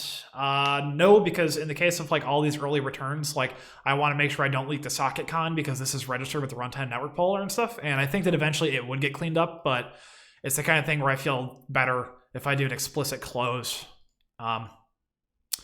So if there's an error, we clean up. Otherwise, yeah, I stylistically, like I think this is pretty reasonable. So let's see here. So filecon is the entry point for filecon on Linux.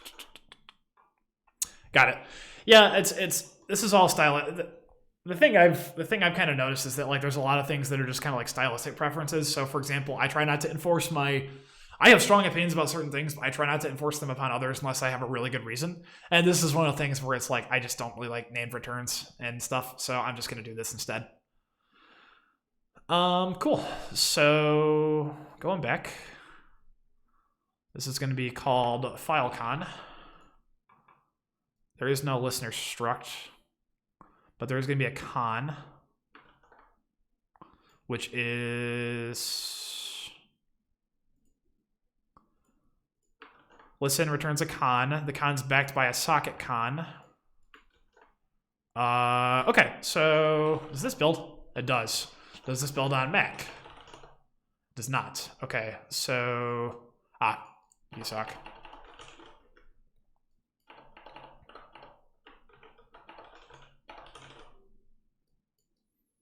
All functions on non-Linux platforms. You know, for some reason I've included like the Go arch with this too, but it doesn't actually matter because like this is only implemented on Linux. Like it doesn't matter if you're Mac ARM or Mac AMD 64. So I guess I'll probably just remove the architecture now. There's no real reason to keep it. You always never use name returns. Yeah, me either. I don't like name returns unless for documentation. The one time I like name returns a lot is, say for example, point XYZ int. I think this makes total sense. If you have the same multiple of the same return value, like the same return type, then yes, I would absolutely do it. But otherwise, no. And frankly, I try pretty hard to keep 2 or 3 returns at a max anyway. So I just prefer to avoid them when at all possible. Is my general preference on the matter. Okay, so we got to fix this up now. So, Offspring playing right now in my headphones, so I'm jamming along a little bit. Let's see here. Func, listen. These are all unused. Dominic says, my main use of name returns is during debugging, so I can defer and print the return values. Yeah, totally. That makes sense. Time is not used. Okay. Undefined listener, packet others. Filecon also returns a con, actually. Cool. That's the only shim we need so far. That's good. This will only build on Linux. So yeah, we're gonna commit something that doesn't quite work yet, but we're gonna at least do a little bit of tidy. So first, one more time. I think we only need to bind to these 2. So let's see here. So to do mdlayer investigates the possibility of, let's see here. 0 matches any interface. IF index SLL IF index equals 0 because we could bind to any interface, which is an interesting idea. And then the packet type only makes sense for receiving. And then the address tells us how long it is. So let's see here. Let's see here. So this is device dependent, physical layer. Exact interpretation depends on the device. Let's see here. So parse the physical layer address. SLL HALN tells us how many bytes of SLL adder we should treat as valid, which makes sense. So yeah, we could potentially return more information here, but we're not going to yet. Okay, let's see here. Go build and tidy one more time. I thought I used GoCompare 5.6. Oh, I don't have any tests yet, do I? Oops. Yeah, no tests yet. We're gonna want them though. So plumb through socket config netns. Yeah, that's definitely gonna options for a con. Yep.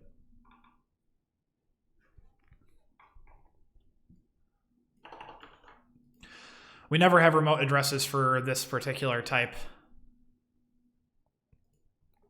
No addresses available because they're handing us a file. So let's see here. So let's write docs, right? So pull up raw really quick and see what we don't need that anymore. Let's see here. See if there's any docs that are useful here. Con is implementation of the netpakicon. So Linux packet sockets, AF packet implementation of a netpakicon. Yep, that's correct. So this need to be called local. This can just be called adder because it's just the address. Returns the local network address. It's shared by all invocations of local adders. Do not modify it. Yeah, makes sense. Closes the connection. Netpakicon read from write to method. Read from write to. Those are going to be syscalls. Returns a raw connection. Implements syscall con. Yes, so we get the syscall con from underneath, and then the raw con contains the raw con and the address. Port smarter net op errors with local remote address error.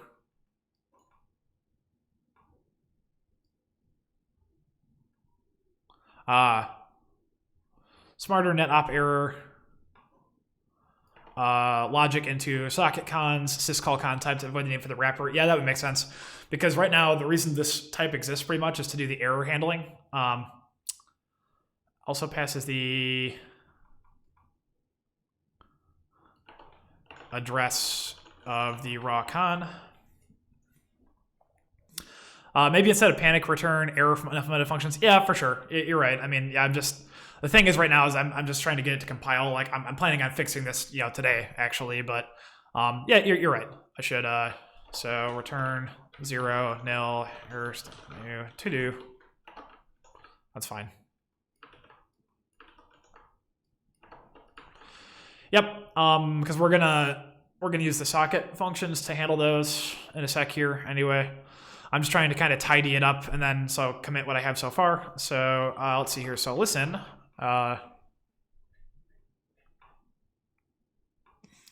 Copy of the network listener corresponding to an open OS file. It's the caller's responsibility to close the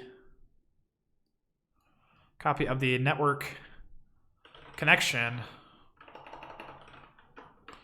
To close the con. So file, shoot. File con returns a copy of the network connection corresponding to an open file. It is the caller's responsibility to close the con when finished. Closing the con does not affect the OS file, and closing the OS file does not affect the con. This function is intended for advanced use cases, and most callers should use listen instead. Yes, that is true. Because this is where I'm assuming that you're doing some setup on your own and you want to hand it over to this library, which people will do with like systemd socket activation, for example. Man, you hate the weekends. You want to talk to someone at work, but of course they're enjoying their free time. Yeah, totally. Yeah, it's good to have a little bit of time off too, though. Of course, you're talking to the guy sitting here on a Saturday programming when I program for a living too, but stretching out a little bit. I think I'm gonna stand up on the desk. I'm gonna go get my standing mat back in 1 sec.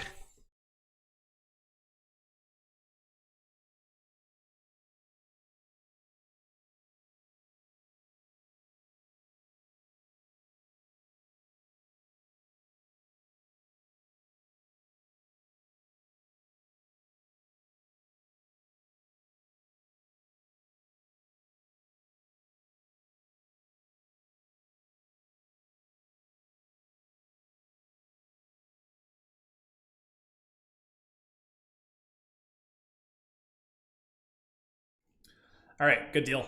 Yeah, so I have not. Let's see. The camera angle looks okay. Yeah, I was gonna say I feel like it's been a while since I stood actually, so I got to make sure everything's all adjusted properly. Get the keyboard up just a little bit. It's a whole thing. Oh yeah, check this out. This hoodie, it's got the Go Gopher. This is from GopherCon 2014. I totally forgot I had it, and I found it in my closet, and it's like, this would be nice. But actually, I think I'm gonna take the hoodie off for now. Getting a little warm, so got the DigitalOcean Sammy the Shark Kubernetes shirt. Vintage, yeah, totally. Yeah, the company is called, I think, Airbrake. I have no idea. I haven't heard anything about them in a long time, so I have no idea, if they're around or if they're still using Go. But yeah, thanks to Airbrake for the hoodie. 8 years ago, wow. Yeah, my first GopherCon was April of 2014, so I've been to all of them, even the online ones, which is pretty cool. So I'm excited. Okay, let's see here. So listen opens a packet sockets connection on the specified interface using the specified socket type and protocol number values. So this is where if the only two valid values for this are sock raw or sock dgram, then I feel like I just want to put those constants in this library as like a type because that's just friendlier. I had always used sock raw, but people actually do use this library with dgram, so I feel like it's pretty reasonable just to put it in the constructor. I mean, or I guess if I wanted to, I could just say that if you want to use dgram, you got to use a filecon, but nah, I'll leave it alone. I'll leave it alone for now. But we could do, so type socket int, so packet socket. So maybe something like socket equals iota raw datagram. So you type like packet.raw, packet.datagram, maybe something like that. I kind of like this for the 0 value because that way if somebody types in a 0, they get an error because that's not what you want to do. But I guess I don't actually know what the values are. So sock raw is 3. So sock dgram, sock raw, is it not in this file? Let's see here. Man7 packet, so sock dgram, yeah. Shoot. Sock dgram 2. So the only valid values here are 2 and 3, so there's already an expectation if you're passing 0, you're doing the wrong thing. So I think this is totally reasonable then. So these are just going to map to the physical, the Linux constants. So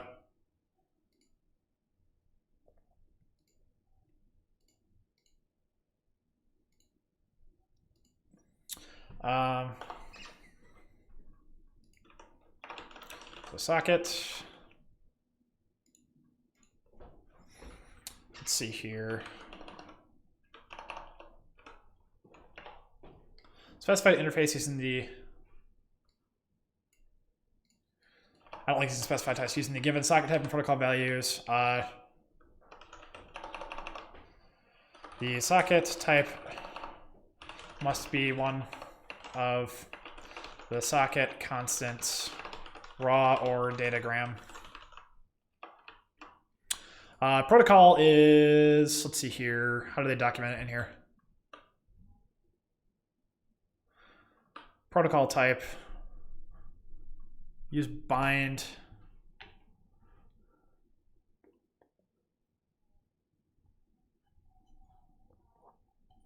Specifying address fields used for binding our family, protocol, index. Yeah, okay. So,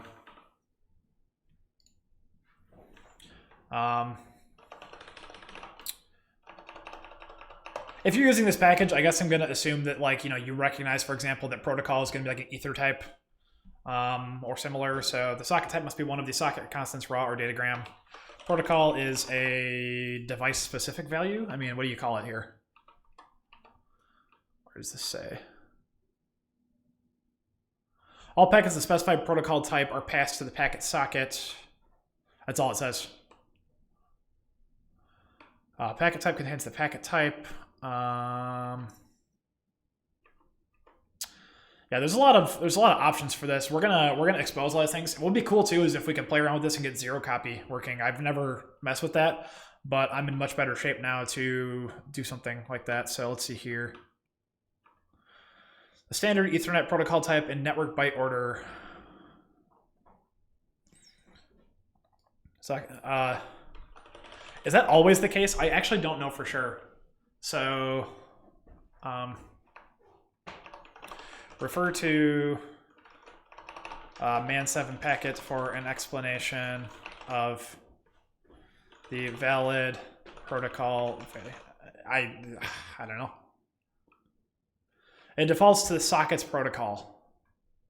It defaults to the sockets protocol. Which is, I'm just gonna leave this alone for now. I'm not sure. Yeah, it's weird. Okay, let's see here. So we need to specify. So socket type socket becomes different now. So packet. Actually, should I call it? So right now the API is called packet.socket, which I guess might be confusing. So maybe it should be packet.type instead. Does that make more sense? Shoot, that's a keyword. Didn't mean to do that, but so let's try. Yeah, let's do type. Let's see how that goes. Maybe that's more clear.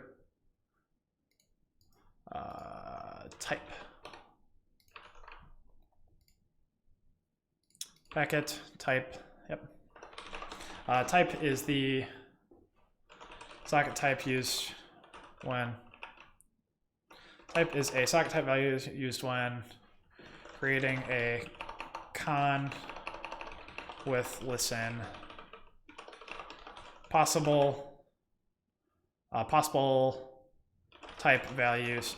Note that the 0 value is not valid. Callers must always specify one of raw or datagram when calling a listen.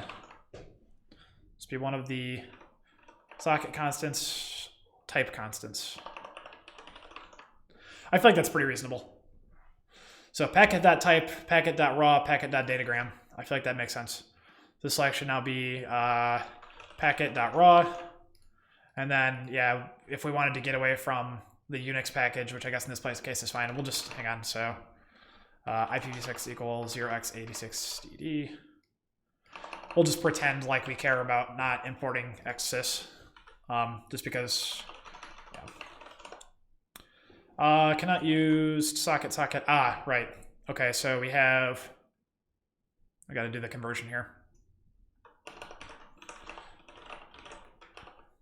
Switch socket type. Case raw. Type equals Unix sock raw. Case datagram. Type equals Unix sock dgram. And then the default is going to be an error, as you might expect. So packet protocol value out of range, return nil errors.new, packet invalid type value. I feel like that makes sense. Cool. Convert type to the raw sock constant. To the matching sock star constant. Hey Dominic, when are you going to give us a static check assert exhaustive so I can do switch exert exhaustive like an identity function? This is something Dominic had talked about at one point. Like if you want to make sure that, for example, you have a type switch or similar, and you want to make sure you get every valid constant. Dom had mentioned like he can make basically an identity function. So it takes a t, returns a t. So this effectively becomes a no-op, and actually I assume it would be compiled away. But static check or similar tools could tell you like, hey, you didn't specify every type in this case. And I would love that. So just saying.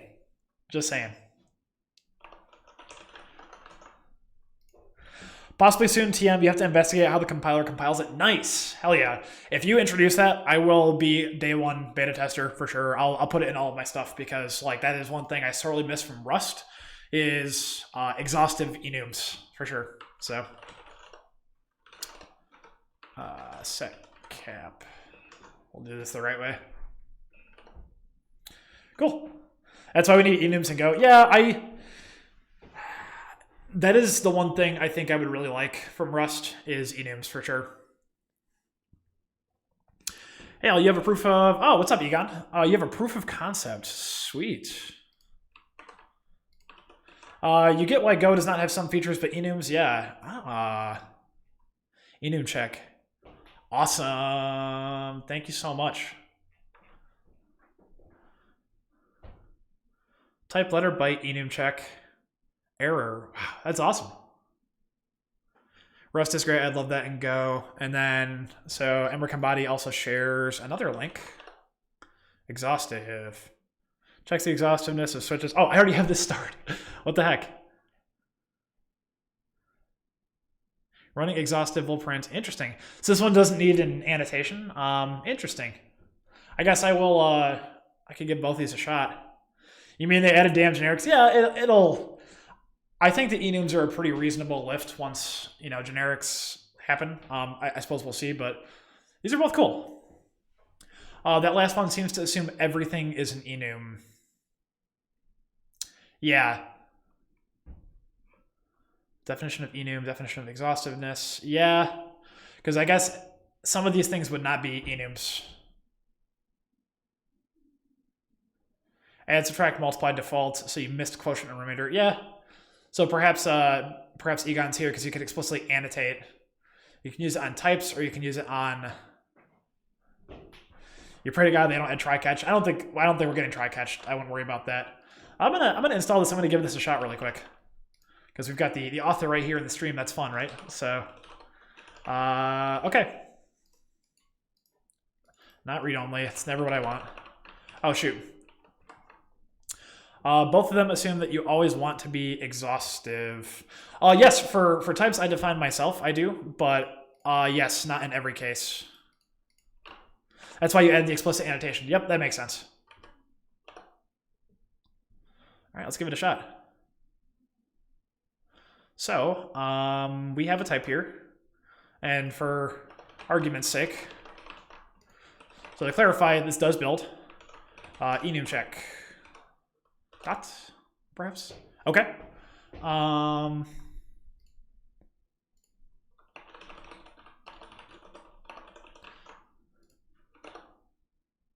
Nice.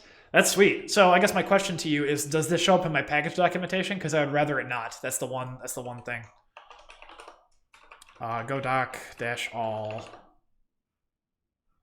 Type int enum check. Yeah, maybe it'd be nice if there were a way to omit it. So perhaps feature request, something like this.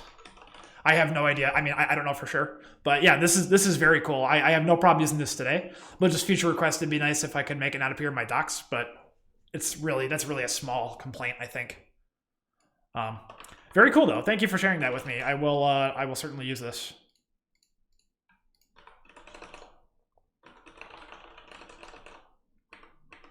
Seems to work, so that's great. I will add this to my CI, actually. That would be a good idea. So static analysis.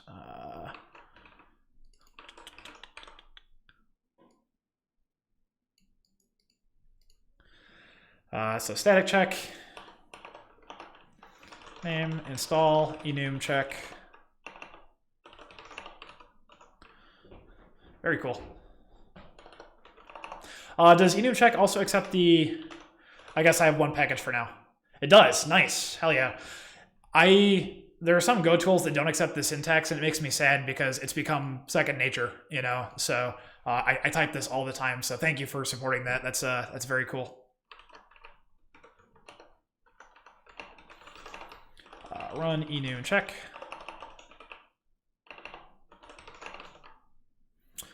Cool. Good deal.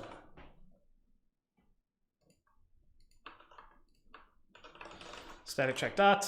No, I don't need static check right now. No tests yet. Anyway. So. Hey, what's up, Gary Onion? Welcome back to the stream. That is incredibly cool. Big fan. Okay. We're getting to the point where I want to commit what we have once I get everything to compile. So Darwin go build. Okay, it does. That compiles. We've got the type constant. People need to go Nobel Prize for this stuff. Yeah, for sure. Very cool. Bind. We clean up the socket appropriately. We don't open the socket until we do validation. H2NS. Yep. Converts a short unit 16 from host network byte order thanks to Mikio H. Yep.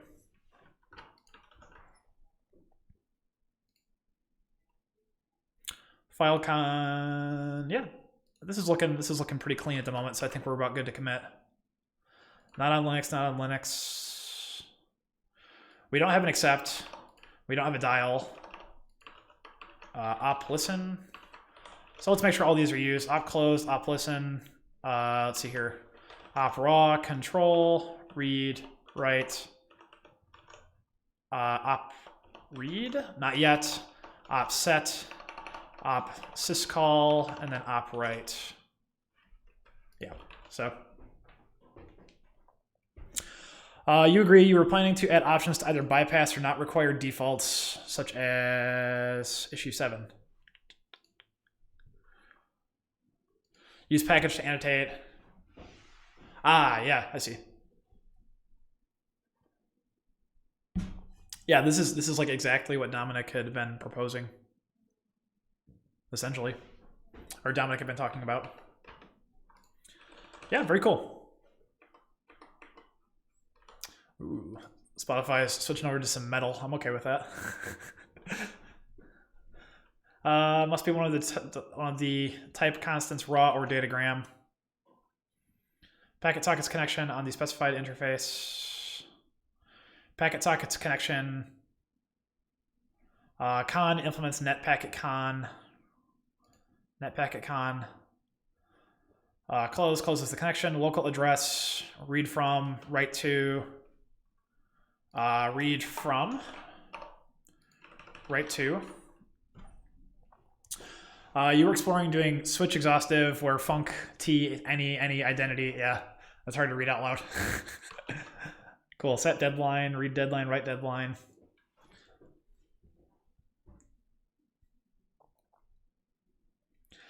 All right, I think we're about good to commit this, gang. Let's see here. Physical layer address. String representation, op error impacts error if possible, reproducing a net op error with the input parameters. In order to implement netpakicon as a convenience, op error returns nil if the input error is nil. Try to comply. Yeah, okay.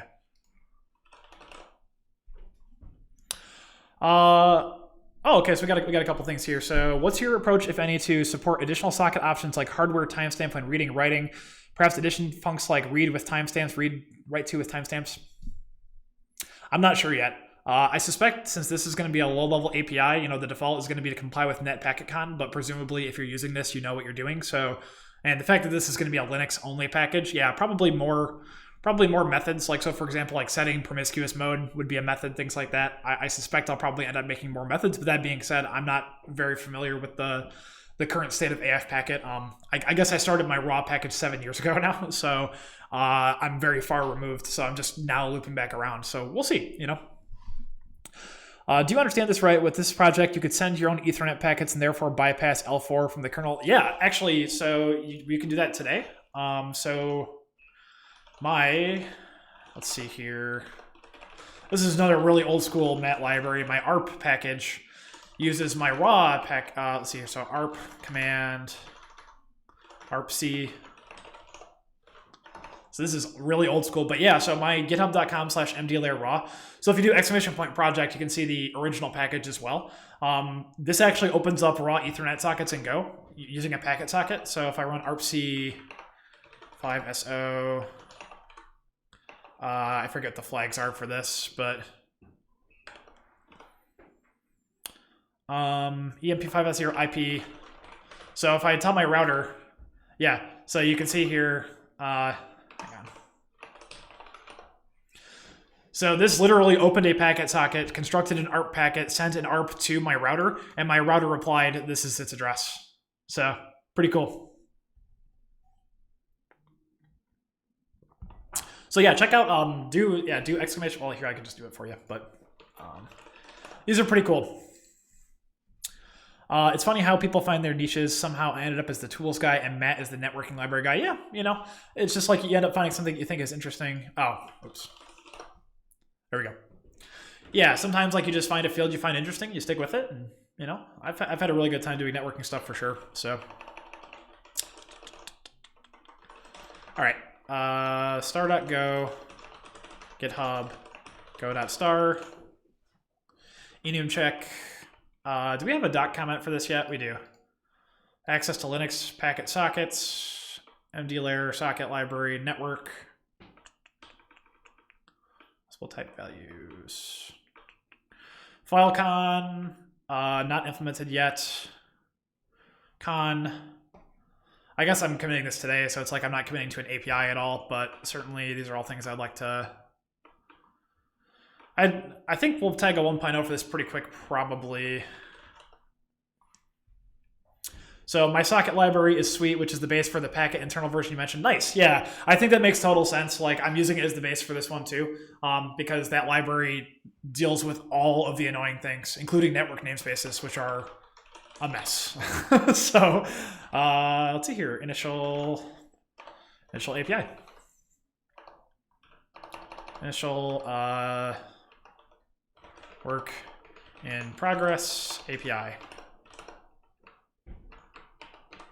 Yeah, Blaine, I would love to, if you guys end up having like stuff in your, you know, your open source or your internal code that like, you know, we could potentially, you know, collaborate on and such. I'd love to see what you end up coming up with. So packet. The support for BVF filters is amazing. Yeah, I'll have that too. Or yeah, the socket package has that as well. Yeah. It could add eBPF too. I just haven't done that yet. Let's see here. So go reference latest at head. Does that work? Head is not a semantic. Latest. Oh well. Anyway, packet. Yeah, good deal. So we're getting there.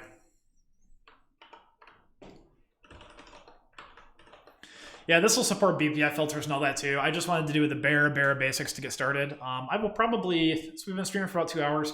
I'll probably go for another hour or so. Bolt says you had a ton of trouble setting up a dev environment for eBPF. Yeah, I actually had the same problem. I ended up setting up a DigitalOcean virtual machine and doing all that because like getting the compiler tool chains and everything was non-trivial. So I don't know if there's an easier way than what I did, but I actually had a similar problem. So I think BPF is very cool, of course, but why is this red? Oh, just complaining for no reason.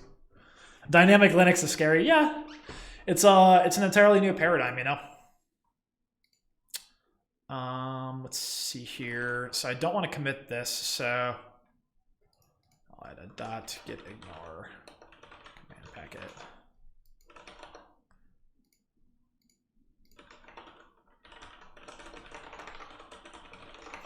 Ignore command packet test binary. Speaking of tests, we didn't write any. Oops. The problem is we're going to need to run them all as privileged or with capabilities anyway, so I was just going to wait a little bit.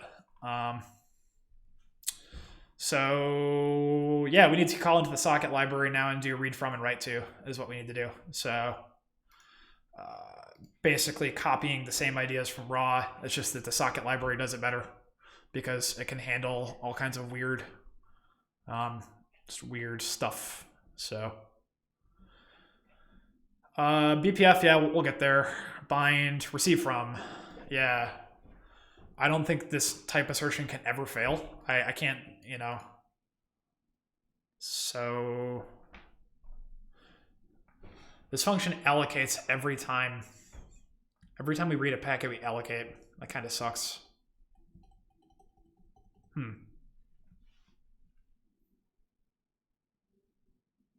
I guess that's the trouble with returning an address. Well, I'm not committing to 1.0 for like a long time, so we can definitely do some tricks. Could I do like I guess I could do like a YOLO cast instead of a copy. I could YOLO cast it, but I don't know. Maybe I will anyway. By YOLOcast, I mean like unsafe access.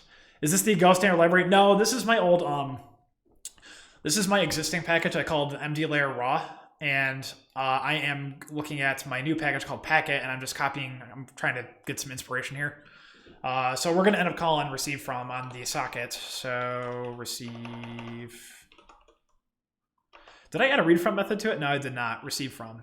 So p with no flags, n adder error, right? So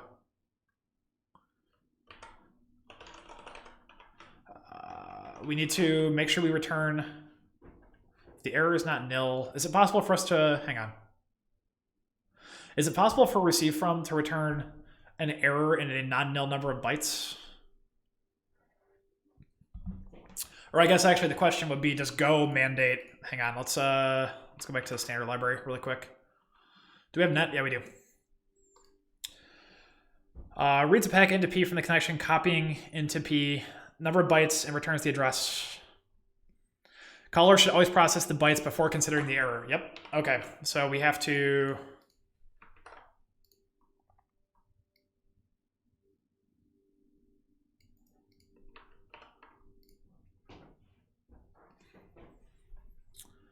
If you are binding to the net interface, won't the receive from just return the same interface you bound to on setup? So you need to get the address from the receive from.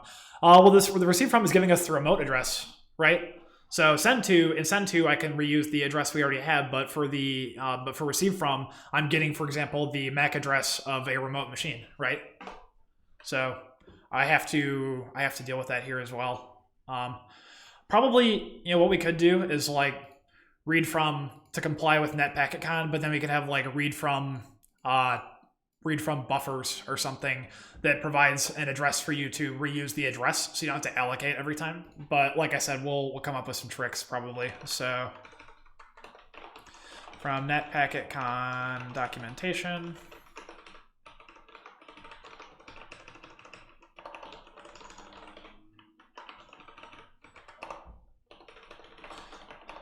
Every return should always return. Every error return should always return n. I guess, do I always return all three? Do I always return n adder error? Because if it's possible for it to be valid.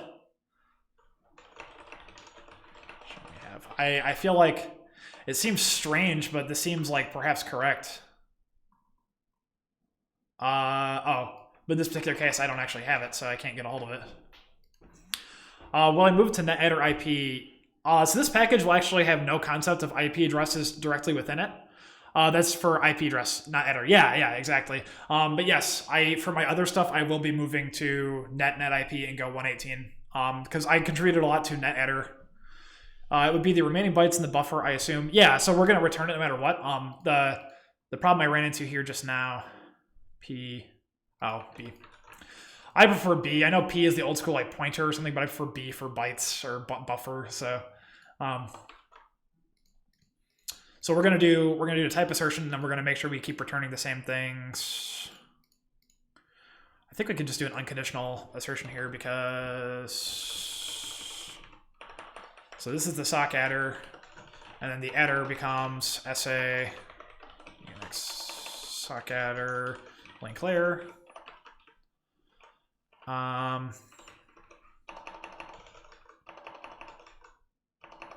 Sock adder link layer, and then we have to convert that. So the conversion logic is what I was just talking about, like whether we want to allocate a buffer, which is definitely the simplest thing to do to start, but perhaps wasteful. So I feel like we could YOLO cast this because this is a byte slice, or it's a byte array. So we slice into it and then just return it directly, right? Because this has to live as long. I don't even think we need to YOLO this. I think we could just do a direct conversion, right? So for example, I do this. So adder, the hardware address becomes a net hardware adder of SALL address sliced, right? Sliced up until SAHALN. I believe. SAHALN. Oh. Yes, this is. I think this is totally valid because we were just slicing into a view of the array we were returned already anyway. So I feel like this is actually totally fine. So good deal. So we actually this copy was just unnecessary. I just at the time didn't know any better, frankly. So and adder nil, right? So. Yeah, that would pin the underlying array. Yep, exactly. So yeah, I kind of thought at first I'd have to do some YOLO unsafe here. Like I know this is compatible, so do it anyway. But no, that makes sense. So, yep. The kernel already, or let's see. So the syscall already allocated SA. Just slice into it with the appropriate length and type conversion, rather than making a copy. Right? Makes sense to me. Okay, so that's receive from. That's easy enough. Right to ensure correct address type, because people can pass us literally anything for this. So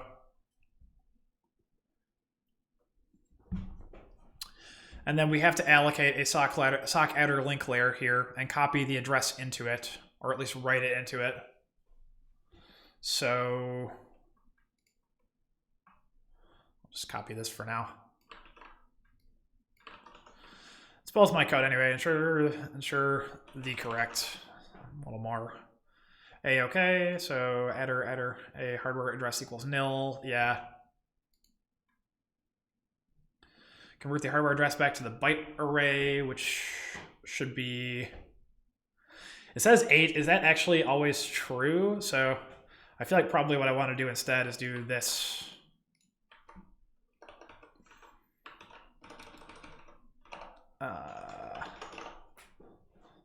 So the connection. Oh yeah, we have the interface index of and the protocol we store. Okay, it's coming back a little bit. So we have to store the protocol and the interface index as part of the connection. So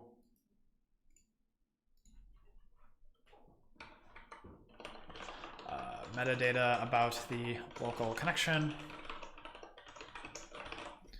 IF index, and then the protocol is UN16. So the interface index and the protocol both get stored on bind, and we're going to repurpose them throughout. So, right. So protocol becomes pnet because we store the network. We store the version we've already converted to big endian, and then what else did we just add? Interface index. That's right. Yep.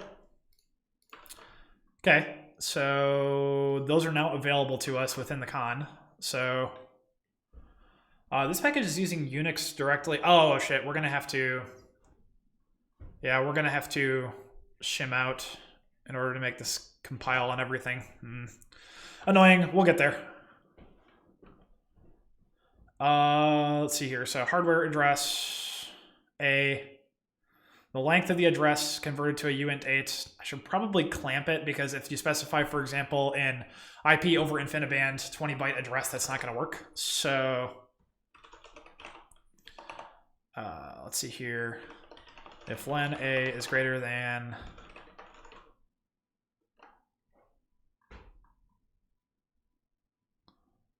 so adder is an array of 8 bytes. So I guess I was considering like, well, here, we'll do this. So we have the interface index, the protocol, which we already know, C protocol, IF index.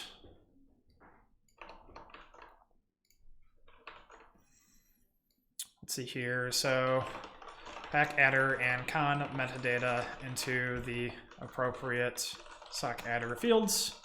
Right. So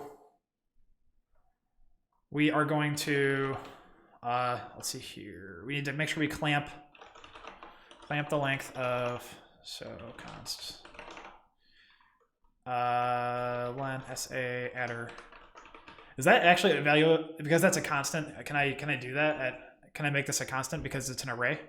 So clamp the length of, let's see here, some max. Ensure the input address does not exceed the amount of space available. For example, an IPOIB address is 20 bytes, which we can't handle. So if len a adder is greater than max, then we have to return an error. We have no choice. Packet. Let's see here. So adder is too large. InfiniBand, yes, InfiniBand, yeah. I actually have some. I was actually, this is really silly, but my first contribution to the Go standard library was 20 octet IP over InfiniBand link layer address. That was this was my first contribution, was making it so that netparse could understand this. Way back in like 2015. I have some InfiniBand nicks sitting in a box somewhere. Pretty funny. Because you can get them for super cheap on eBay, you know, so I wanted to mess with it, but adder's too large for right to.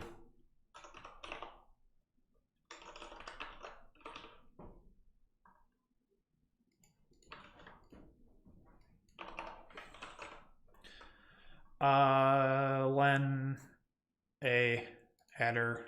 Oh, a hardware adder.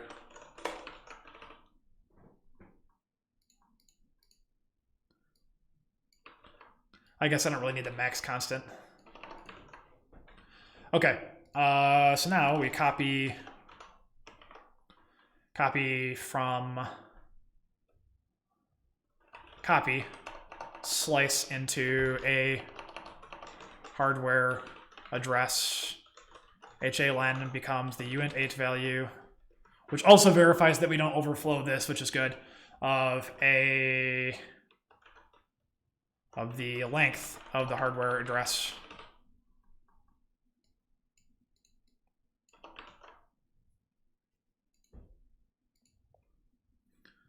Send a message on socket to the specified hardware address from adder.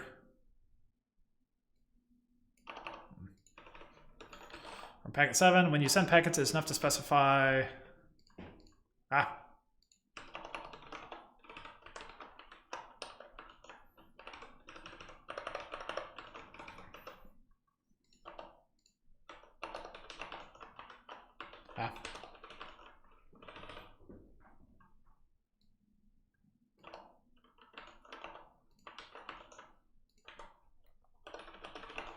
SSL family is set on the conversion to Unix raw sock adder link layer.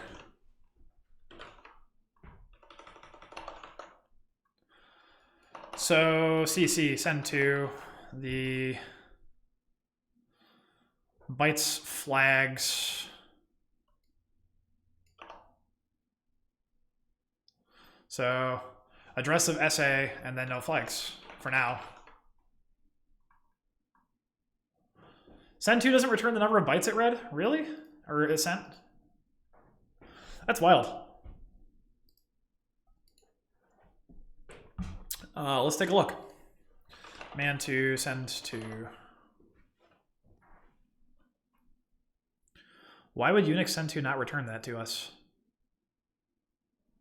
To socket address s-size t. Yeah, why doesn't that return it? Does it just either do the whole thing or not? Send is equivalent to sock fd buff len flags null 0. So send to, let's see here.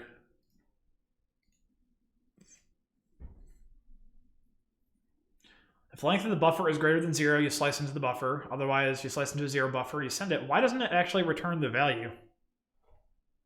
Shouldn't it? You just blame Darwin whenever there's a discrepancy. Well, I'm only going for Linux here, so maybe that seems strange to me. Like, I feel like this should return the number of bytes.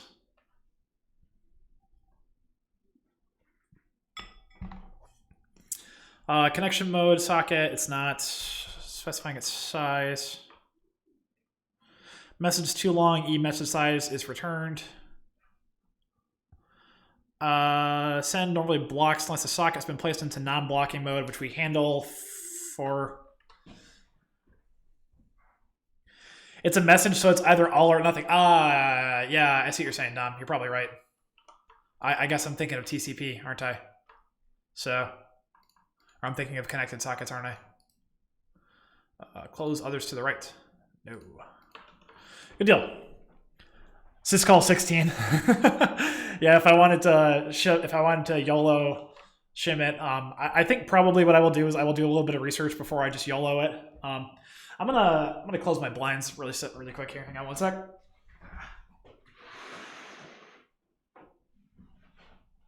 It gets real bright in Michigan wintertime with the snow, especially when you're standing up. Whew.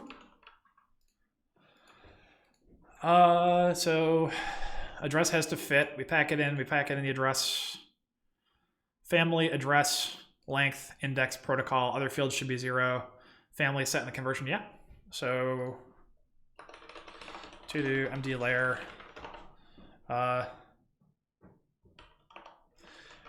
It seems interesting that...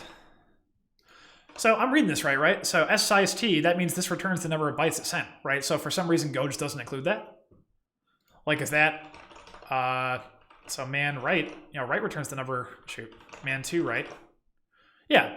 So I'm reading the C signature correctly, right? Like, this should return the number of bytes it sent. It just seems strange that it doesn't. It's curious that Unix send2 does not return the number of bytes actually sent. Fake it for now, but investigate upstream. Yeah, it just seems weird to me, I suppose.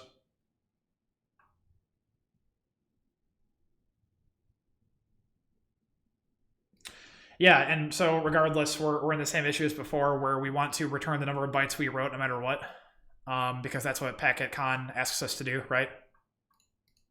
Or the number of bytes we tried to...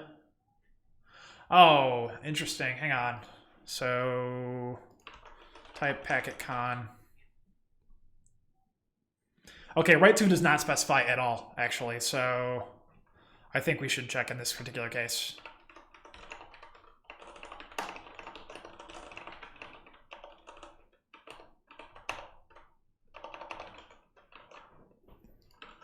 Makes me feel a little better, at least. So we don't specify any flags in here. We eventually will for things like 0 copy we're going to screw with, I'm sure, but for the defaults, we're going to go with the easiest possible thing. Okay.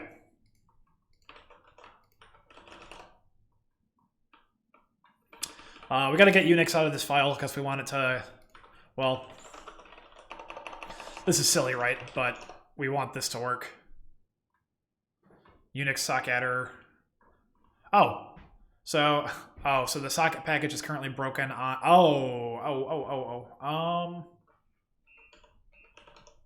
does that mean I happen to break vsock?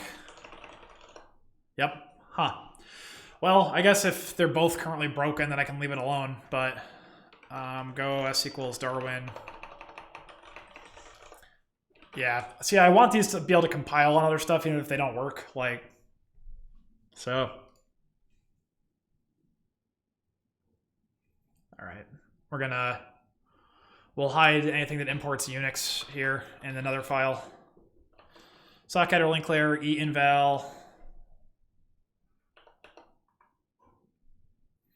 Oh, you know what? We got to do the op error thing too, actually. So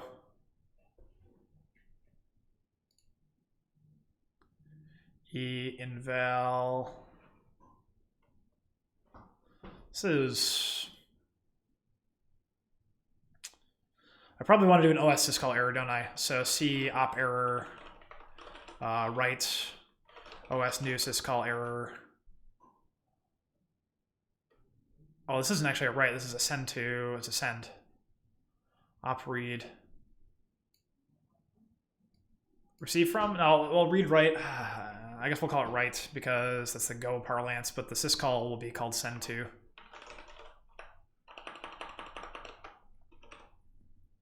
Ye old Go build for not Darwin, not Windows. Yeah. Yeah. Unix e inval. Op error for write. Did I get rid of write? Operate. Okay.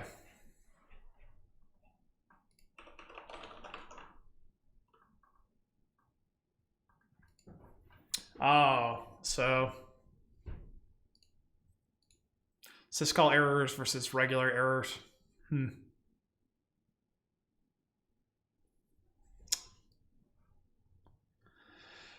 Yeah, I feel like I probably want to do that. I mean, if I'm trying to comply with netop or netcon and stuff, then it probably makes more sense. So the socket package actually will wrap the syscall error for me. So if I go to send to, for example, it already does the right thing. So I just need to return the op error wrapping.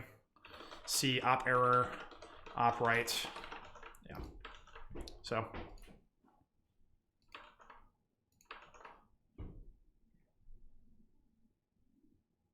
I'm just trying to make sure that once you get the socket opened, it complies with netcon and such. So this is going to need to be a similar problem. So C op error, op read error comes from the syscall con package or the socket con package. That's fine.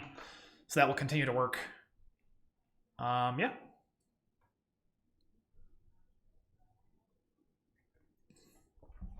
All right, we're going to cheat a little bit. So e inval is 22.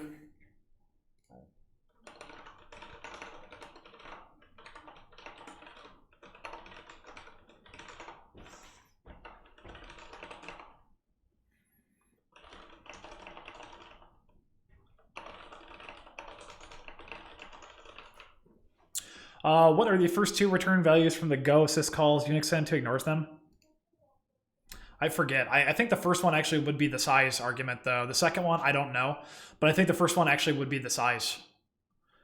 The return value is R1, R2, error. Yeah, I think R1 would be our size in that case. I don't know why Go ignores it, but presumably it's been that way for a very long time because my old code did it too. And I just never questioned it. So I will investigate. So they just straight up ignore it. Yeah, it would seem so. That's my understanding as well. Maybe they decided e inval. Did I spell it wrong? E inval.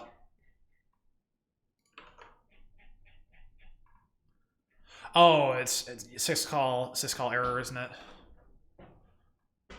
Shit. Fear of Pike. Yeah. Yeah, so I can't just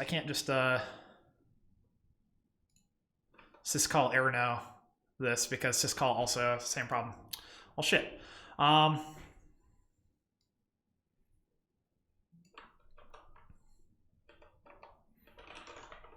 E inval send to. We'll do this.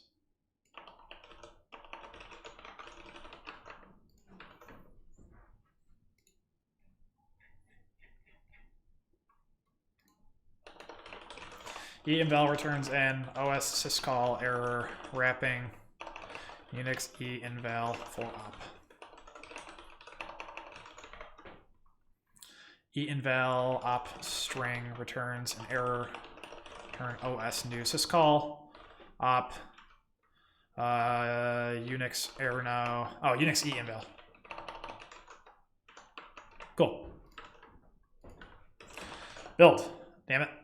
Right, I gotta get rid of the shim I just added. Cool. So that still we have Unix in this file. Socket or link layer. Link layers.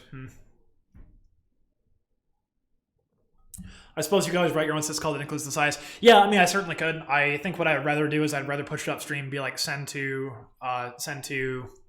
like a new send to wrapper.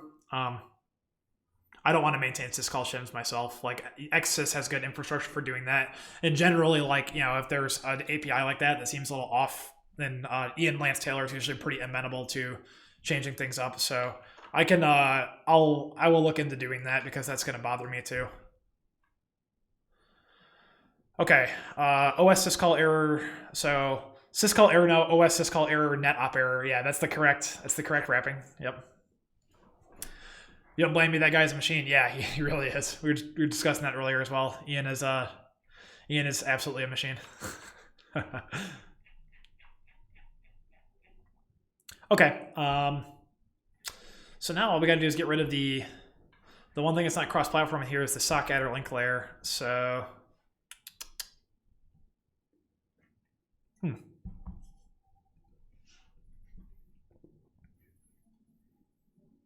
I guess if we from sock adder or something like that, like,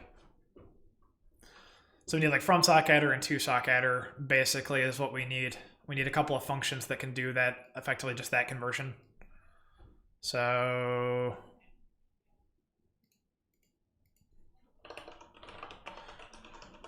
from sock adder, sa Unix sock adder. Oh wait. Well, shit, if I'm importing socket, it's already going to break it anyway because it's a Unix sock adder, which doesn't... Actually, does sock adder... Is that present on Windows too? Hang on. Let me see if I can make this build really quick. N0 nil. N nil nil.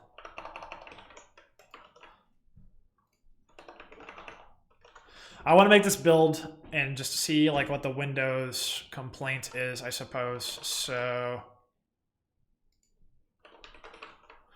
if we get rid of Unix in this file altogether, what happens? Builds. Gonna have to fix that. So let's see here. WinSock's compatibility. Yeah, somebody actually wanted to add support to the raw library for Windows, but they never ended up shipping it. They never ended up coming back. I wouldn't oppose it, but it's like, you know, with this new one, like I'm exclusively focused on Linux. Yeah, I don't even want to deal with it. So it's just I don't really want to maintain code for OSs I'm not regularly using, to be honest. They were never seen again. Yeah, that happens a lot in open source. I get it. Yeah, so Unix socket, yeah, because the socket library, Win Trumpet, I have no idea. Lost forever in 1995's mistakes. All right, well, so I think Windows is going to be a to-do here. Like, we're going to do our best, but there are inherently things about this that I need to fix up or, you know. From sock adder, returns... and header. Okay. So this conversion is infallible. Well, it's infallible because I'm doing a type assertion, an unconditional type assertion, I suppose. So it's fine. Okay, so from sock adder, return n from sock adder sa nil. Okay, and then I'm gonna have the other way around. So func to sock adder. The address is going to be a net address, and this one is fallible because we're going to have this sort of thing. So actually, I think I can get rid of this whole... let's see.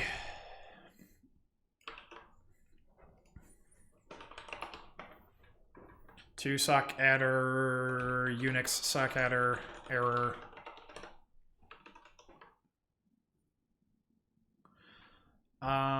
This is going to be... Oh, actually, I think I can get rid of the enval shim now because I can do it in here. So...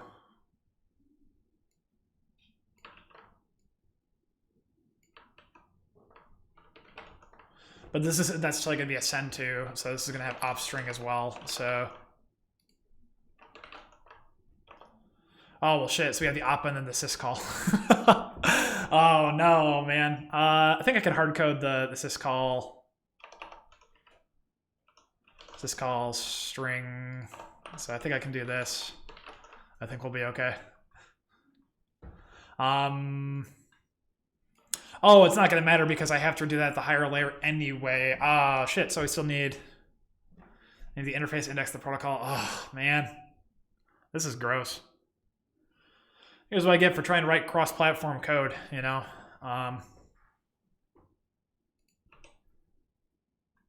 So this is going to end up with like 4 parameters. So we're going to do this whole syntax.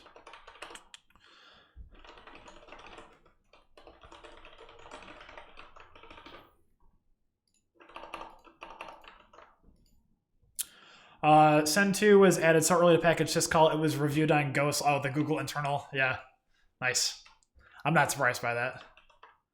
I'm going to call this op because I don't like shadowing the standard library package names.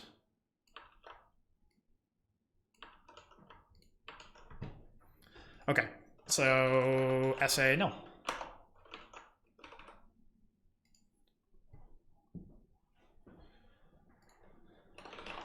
From sock adder converts an opaque Unix sock adder to adder.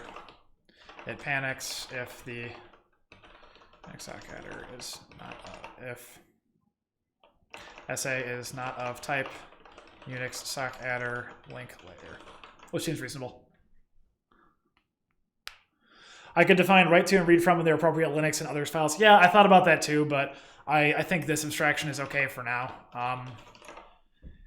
In reality, if you're importing this package, you're probably doing it on Linux only anyway, but I just try to not make weird errors for people if I can avoid it. Converts, let's see here. Go packages. To sock adder converts a net adder to an opaque Unix sock adder. It returns an error if the fields cannot be packed into a sock adder layer. You forgot you could use the file name. Yeah, I always put the build tags anyway. I think it's unnecessary, but it just makes me feel better. But yes, you can do that as well. Do you have a plugin to carry comments? Yeah. So that's actually, it's something that comes up on a fair amount of streams, and I love it. Let's see here. So rewrap. Yeah, this for VS Code. This is great. Big fan. So give that a go. Yeah, I use it all the time because, like, especially when it comes to, you know, for my daily work, I think that once you get above like 80 or so characters, like I know we're not in the 80s anymore, but I think it encourages better developer discipline to have less nesting. And in addition, it allows me to have on my 4K monitor right here with normal, you know, we're using huge fonts right now, but with normal fonts, we can do 4 panes of code side by side, which is great.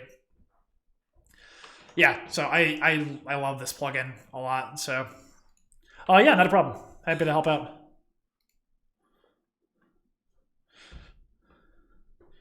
Yeah, Blaine, I see what you're saying. I think that I'm gonna end up like there needs to be a little bit of mucking with this, but for the time being, this will work. To sock adder, the op is going to be called send to, which returns a syscall error. The address C index C protocol.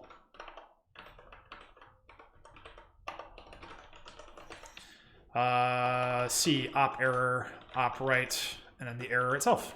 Yep. Cool. So we just got the socket call out of, or we just got XSys Unix out of here. I need to fix the socket package. That was a mistake, or that is a an oversight on my part. So I will do that later on. Maybe you'll PR. Nice. You never ever look at 4 panes of code though. I look at 3 frequently, 4 once in a while, but no, not on stream. No, because like I have to have a huge font. This is not the font I use for daily coding. I can tell you that. Just let's, for the record here, hang on. I think I use 14 usually. So, you know, this ends up being surprisingly usable. Like I know on stream, this is probably impossible for anybody to read on their phones and stuff, but yeah, I will occasionally do this during my work. It's like, huh, okay, I need this reference, and I'm working on these two, so. But yeah, for stream, I do 22 because it's just a lot easier. 120 characters, the new 80. I don't believe you. I don't believe you one bit. I see. The one thing is here is like I feel like once you get over 80, you start to lose readability pretty quick. Like, so for example, this function signature is almost too long. It actually bothers me a little bit, but I'm going to leave it alone. But I have coworkers who will, okay, not current, former coworkers who will write stuff that's like 200 characters on one line. And that's insane. Like, that makes no sense. Ultrawide, no, I've just got some Dell 27-inch 4Ks for standard, but I love them. They're great. I've got 3 of them. So Bolt, you asked, what do you do professionally, if you don't mind me asking? Yeah. 8 with tab character is gone. Reading paragraphs over 80 is terrible, but code over 80 is generally okay. Yeah, I get it. Yeah, so I am a software engineer. I'm a professional software engineer. I work for PlanetScale. There's a link to like my blog with like my setup. I guess I'll just bring it up really quick. Yeah, I'm a software engineer at PlanetScale. I just started about a month ago, having a really good time with that.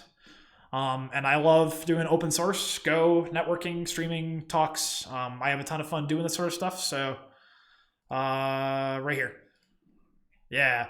So this is a picture of my old house, but the setup is more or less the same. So, pretty cool. Check this out. You can see how things are all linked together, kind of like what my experience has been.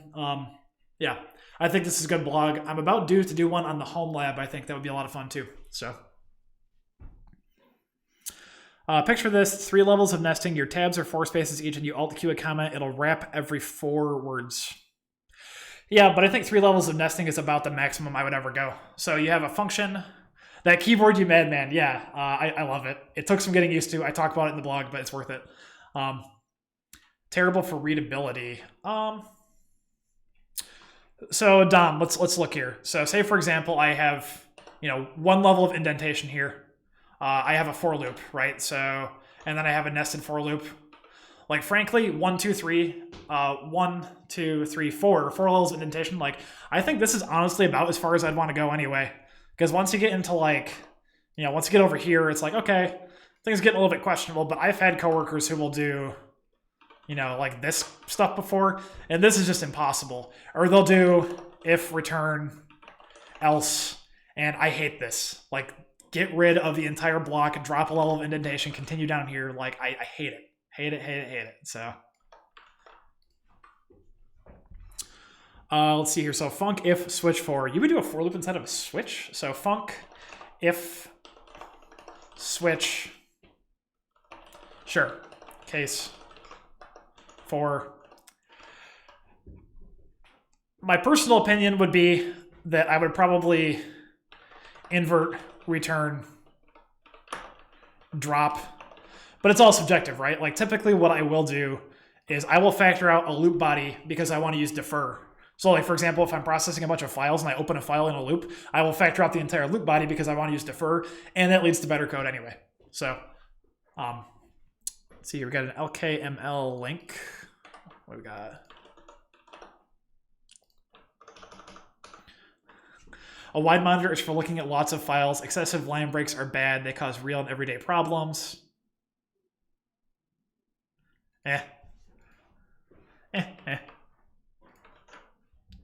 You did a 4-level nested select to appropriately drop channel messages. That's too much. I feel like, personally, once you get beyond 2 selects, there is something fishy going on, right? So I would say at that point, like, 4 levels would be too much. I wouldn't let that go in a code review. Personally, that's my personal taste, but I feel like there are too many scopes, and the the cardinality effectively of the select cases is just massive in that case. So it would just be rough, Didn't actually send any bytes yet. 0 is fine.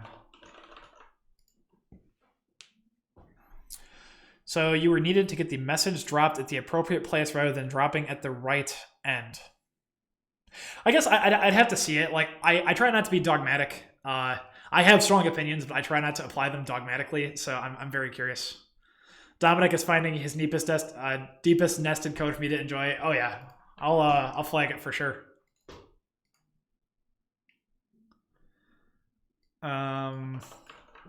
That's fine.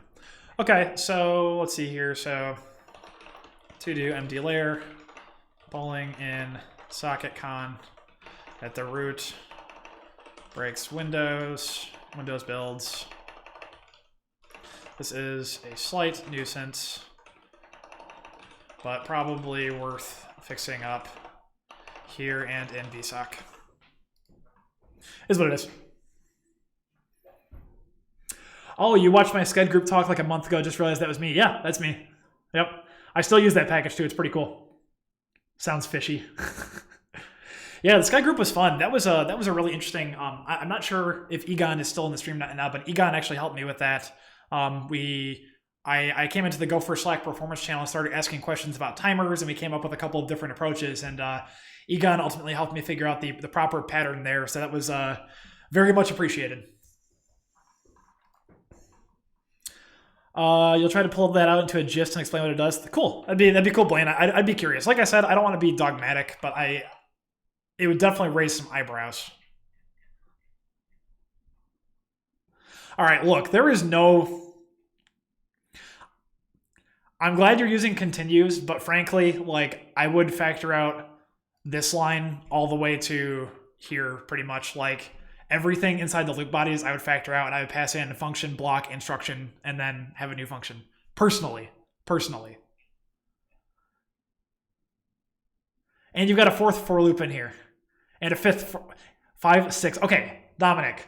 1, 2, 3, 4, 5. This is effectively a for loop. 6, 7. You have effectively 7 loops in one function, because this is walking, this is iterating. You have 7 loops in one function. That's too much. Branch city. I'm gonna send a pull request, and you're gonna code review -2 me. So every SSA-based check has to loop over all the instructions in all blocks in all functions. Wow, so that's 3 loops right there. So frankly, this is this is not an area of expertise for me, certainly. But it raises some eyebrows, right? I trust you. I trust your judgment, but have static check, have a cyclomatic complexity check. If you run, Go cyclo on this, I wonder what it'll say. 1, 2, 3, 4, 5, 6, 7, 8, 9, 10, 11, 12, 13, 14, 15. At least like 15 branches, I think, in here. Not a number. Exactly. That's too funny, man. Certainly, I respect your work, but it's like I said, it's the kind of thing that like makes me raise some eyebrows.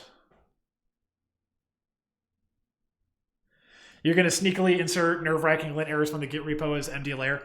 If static check has an error that says don't use 80 character line breaks, if it starts popping up, then I'm going to stop using static check.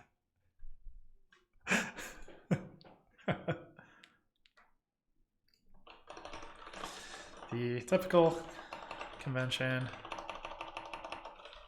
for net types, typical error convention for netcon types is net op error wrapping.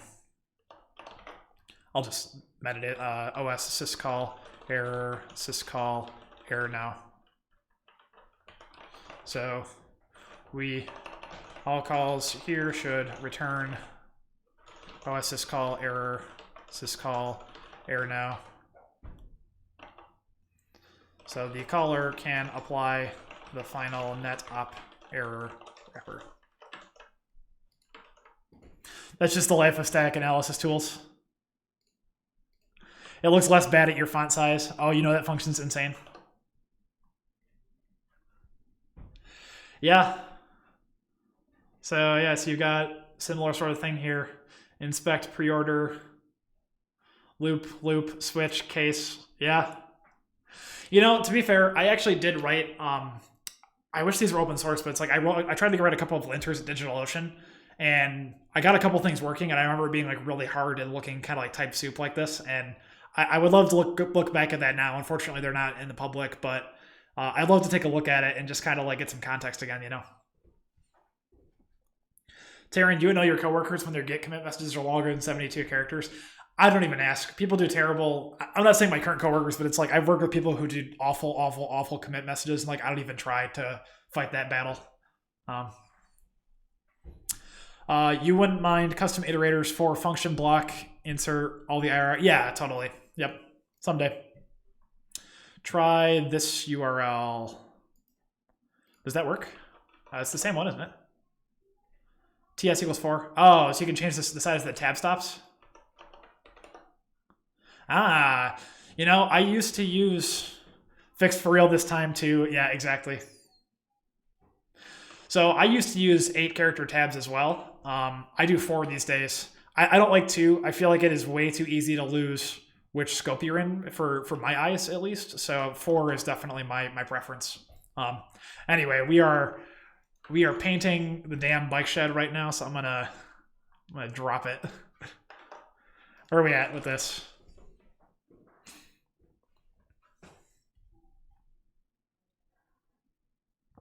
Your first job used 3-character tabs. You should quit. Well, you should have quit. You already did quit, but you should have quit sooner.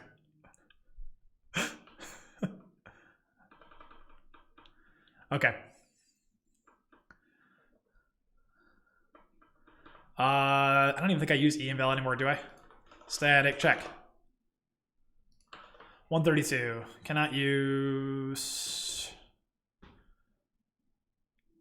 value of pointer. Ah, I see.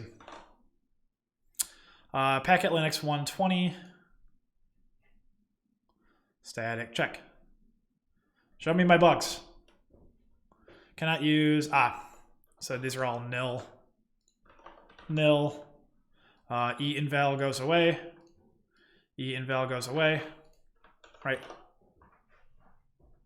That's just inhumane. My shed stores boxes inside of boxes inside of, yeah. There was inviting on 2 or 4-character tabs, some management stepped in with a compromise. Well, okay, so here's what I don't understand. Like, I thought that like the whole point of tabs is that you can set whatever width you want for your own editor. Like, it's 1 tab, but it's like if you want to display it as 2, like if you're a Ruby person, you really like 2-space tabs, go for it, you know. But I thought that was the whole point. Was that you can show it however you want. Does not implement. Oh, so I got to return the pointer. I see.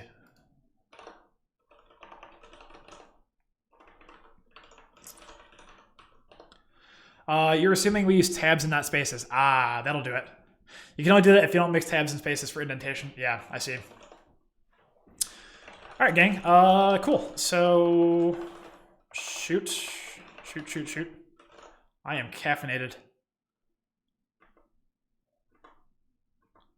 Okay, so packet initial con read from right to. Cool. So at this point, I think we effectively have a working packetcon. So let's go swap out something in. So we're looking at the ARP library, right? That's an ancient one, certainly. Does it even? It has a Go mod. Okay. So go get github.com mdlayer packet test at latest. We're gonna want to pull directly from GitHub, I'm sure. Check marks. 2 spaces, the Ruby life. Yeah. No bueno. Not my thing. I talked about coffee grinders forever ago. Let's see here. Oh, what did I break? 117 Mac OS from, damn it. Okay.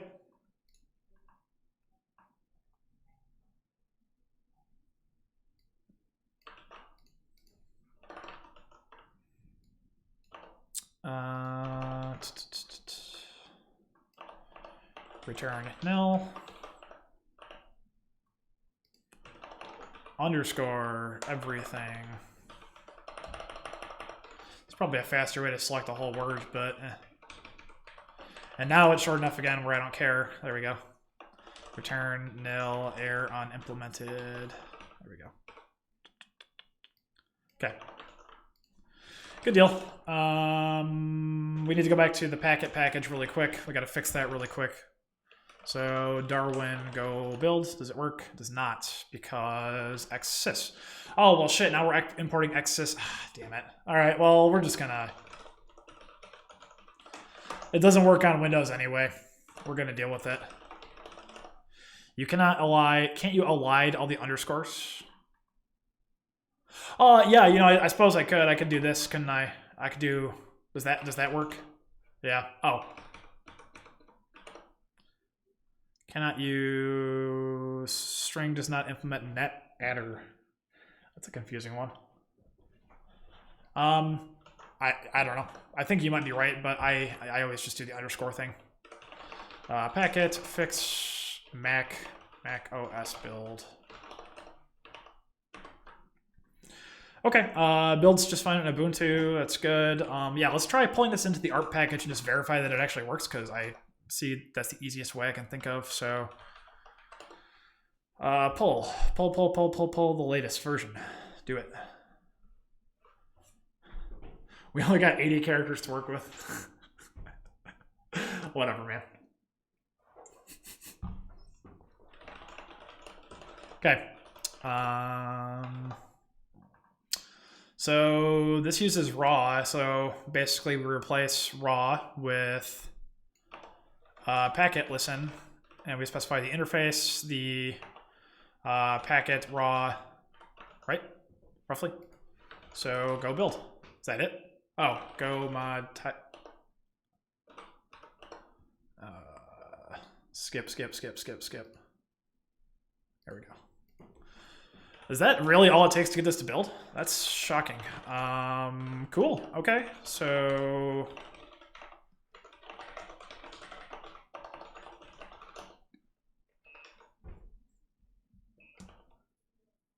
to do what? Wait, really?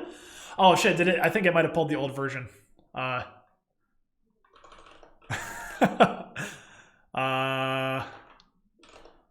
Let's see. Packet. Did I push everything? Pushed. I think this is I think it pulled an old version from GitHub. Damn minimal version selection. At latest, right? So no, really, I want head. Give me head. Oops. Forget I said that.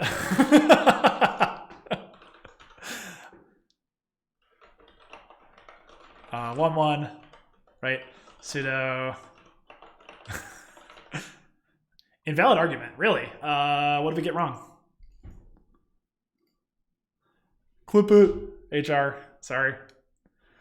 Get head, that is. Head of origin of main. What did I break? Send to...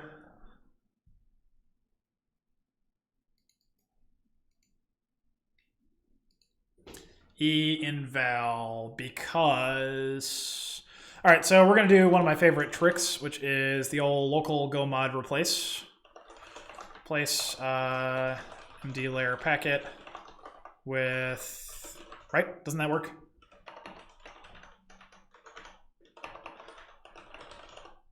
Sudo... Okay. So now we go back to the other library, and we fix it, right? So first of all, oh, you know what this is? I know exactly what it is. We're still passing in raw adder instead of packet adder. That's, yeah, that's easy. It's just, it's like a 2-line change. So I use this all the time because Go modules hurt. Yeah, that's the one thing I miss about the vendor directory, is that you could just edit all your stuff in the vendor if you needed to, like for debugging. It's very useful. Let's see. Dominic, if I remember, you actually helped me. You actually came up with some of the APIs for this. Destination address, hardware address. Ultimately comes down into packet. All right, where is it? Yeah, here we go. Packet adder. You didn't check yet, but Go work will reduce the pain. Yeah, I hope so. And that, yeah, I know Roger's Go hack tool. I have seen that before. Go hack seems interesting for sure, but I am excited for Go workspaces because those do seem like they will be perhaps useful in this situation. You know. Okay. What's up? It works. Cool, cool. We are switched to the new library, and here's the diff. Right. Some of this is formatting, but. Raw listen packet to packet listen, interface, packet raw, protocol ARP, and then change the address, and that's it. So we have a working, we got a working netpakicon here, which is cool. So that's dope. Yeah, so I think probably something that would be good for me to do is go to the raw library and tear out everything that's there right now and start porting it over to this because it's a mess and I don't like it. This needs some love for sure. Yeah, so go get packet latest. Devob, welcome to the stream. Thank you for the follow. Appreciate that. All right, does this build? Right, so we're in raw.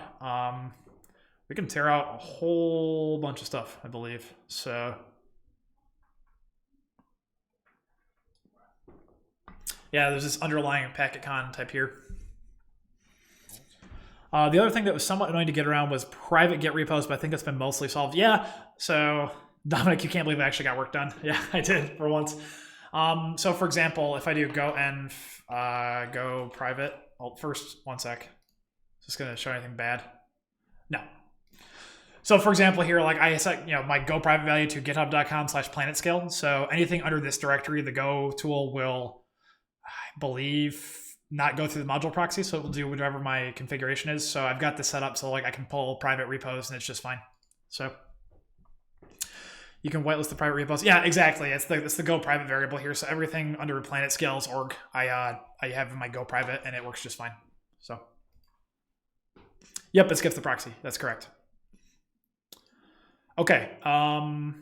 So out of curiosity, if we were to start, oh God, I hate this so much. So C, packetcon, because we're gonna use the packet package in here for Linux. God, what a mess. Thanks, I hate it. Right, so type : equals Unix sock raw packet type packet raw or packet datagram.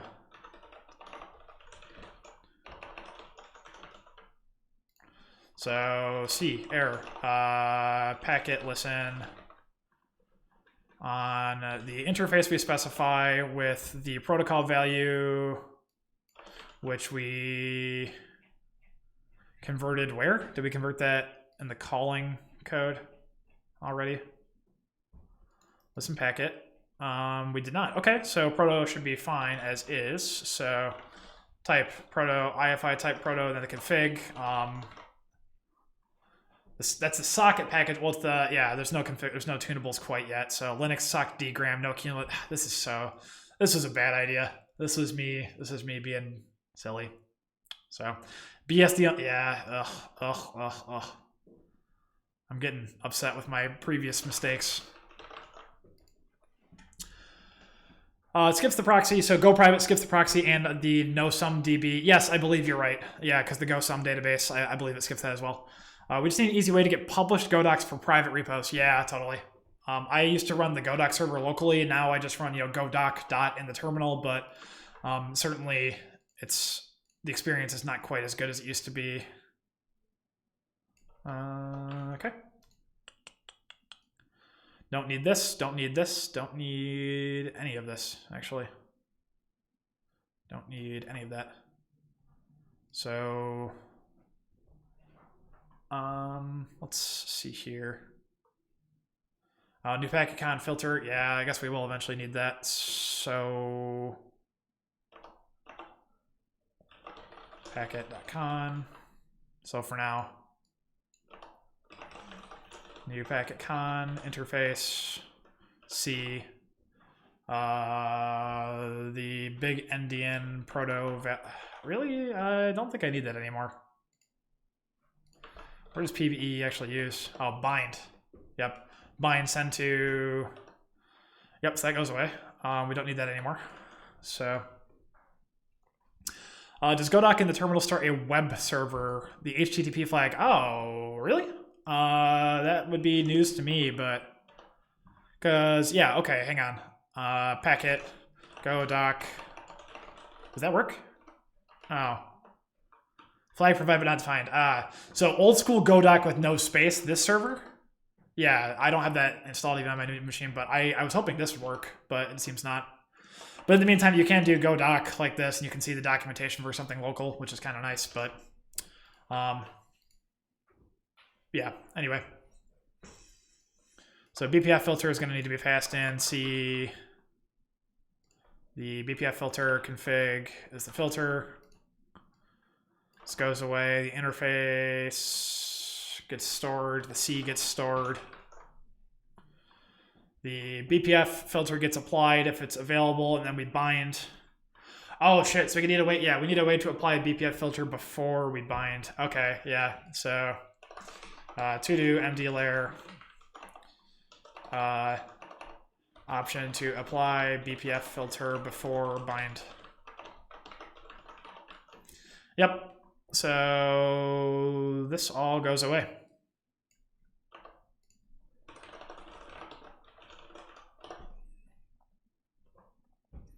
IFI interface CC config.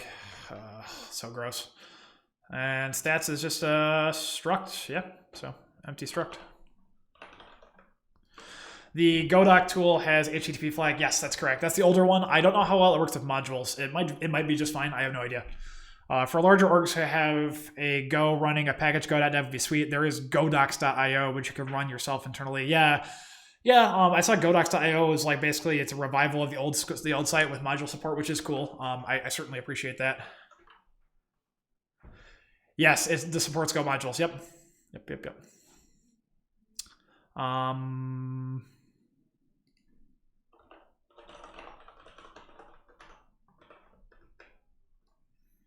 Go away.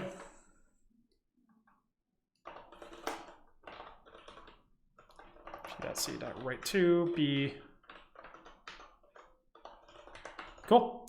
Oh, you know what? We're gonna have to convert.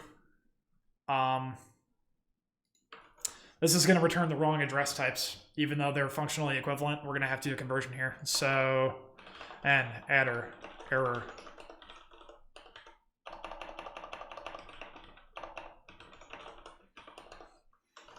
So we return n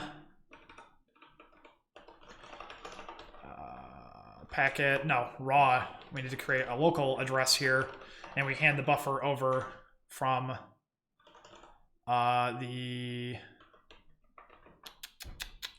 packet address. Yeah, that's a little gross. Sorry, but there's nothing I can really do about it. Yep. So that's necessary now, and then this is also going to be necessary. So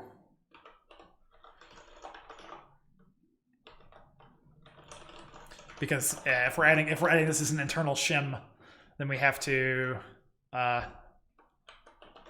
yeah.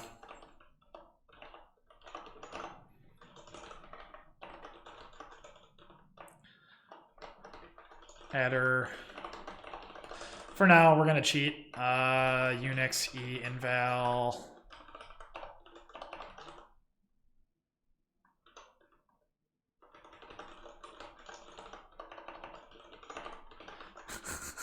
So gross, man. Okay. So GoDoc using module mode, it goes into module mode. Oh, cool. Okay, so that's good to know that the GoDoc server mode still works. That's cool. You could do GoDoc piped into Netcat to serve from the browser. It's pretty funny. Yep. This is a nuisance, but I suppose it's fine.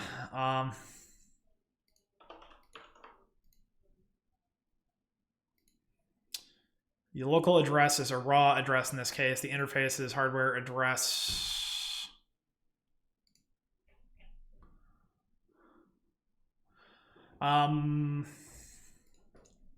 So, yeah, hang on.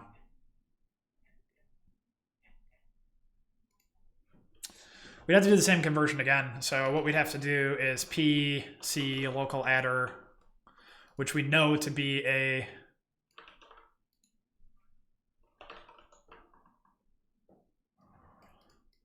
we know this type assertion will hold because we are in control of this code, but it does feel gross, doesn't it?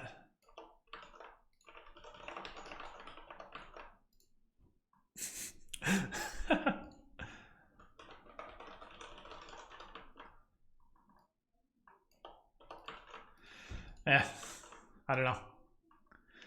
Ship it. Enum check updated. Oh, did you, let's see here. I've already probably have lost the link, but so packet. We're already in the package. Okay, so yep, install.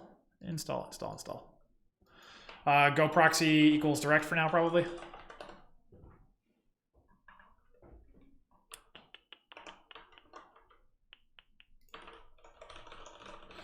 Check.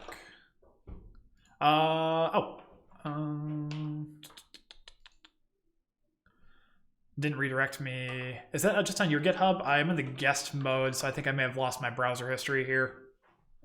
I apologize. Enum check. That direct pull from, yeah. But I don't have the git address. I just hang on. I suppose I could look at the meta text, couldn't I? Really quick. GitHub, yeah. Okay. Enum. There we go.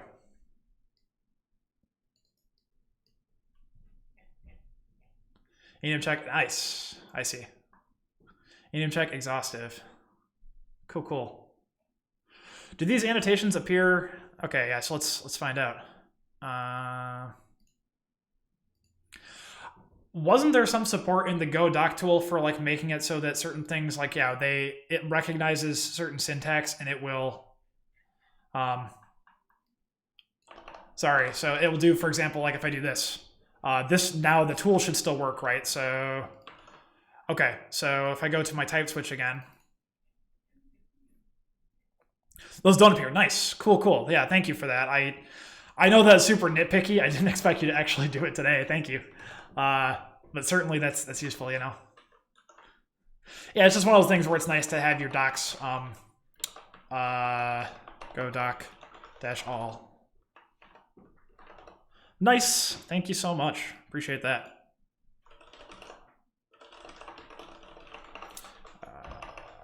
Packet use new enum check annotation.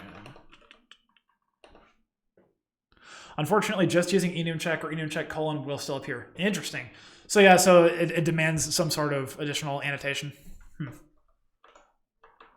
Thanks for that. I will be installing this in many of my packages because that's exactly what I've been wanting forever.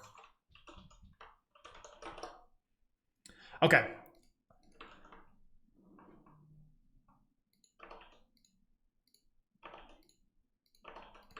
Set BPF. So the socket con, for example, has support for doing these things, but I'm going to have to fix it up a little bit. Syssocket, this all goes away. Yes. The reason I wrote the socket package in the first place is to get rid of stuff like this. Like, this is such a pain in the ass. So the socket package does all of the control, the retries, the readiness checks. It does all of that for you. So I can wipe all of this code away, which is amazing. Right, so we need a few methods to fix here. I can at least like push this just for a work in progress. I am getting kind of hungry. We're coming up on 3.5 hours. Where are we at? Yeah, you know, this seems like a pretty good place to wind up for the day. So I'm gonna push this as a draft, I think, for now, and just mdl packet. Let's see here, so raw, swap in github.com mdlayer packet for Linux. Git ID personal. Cool. Origin head.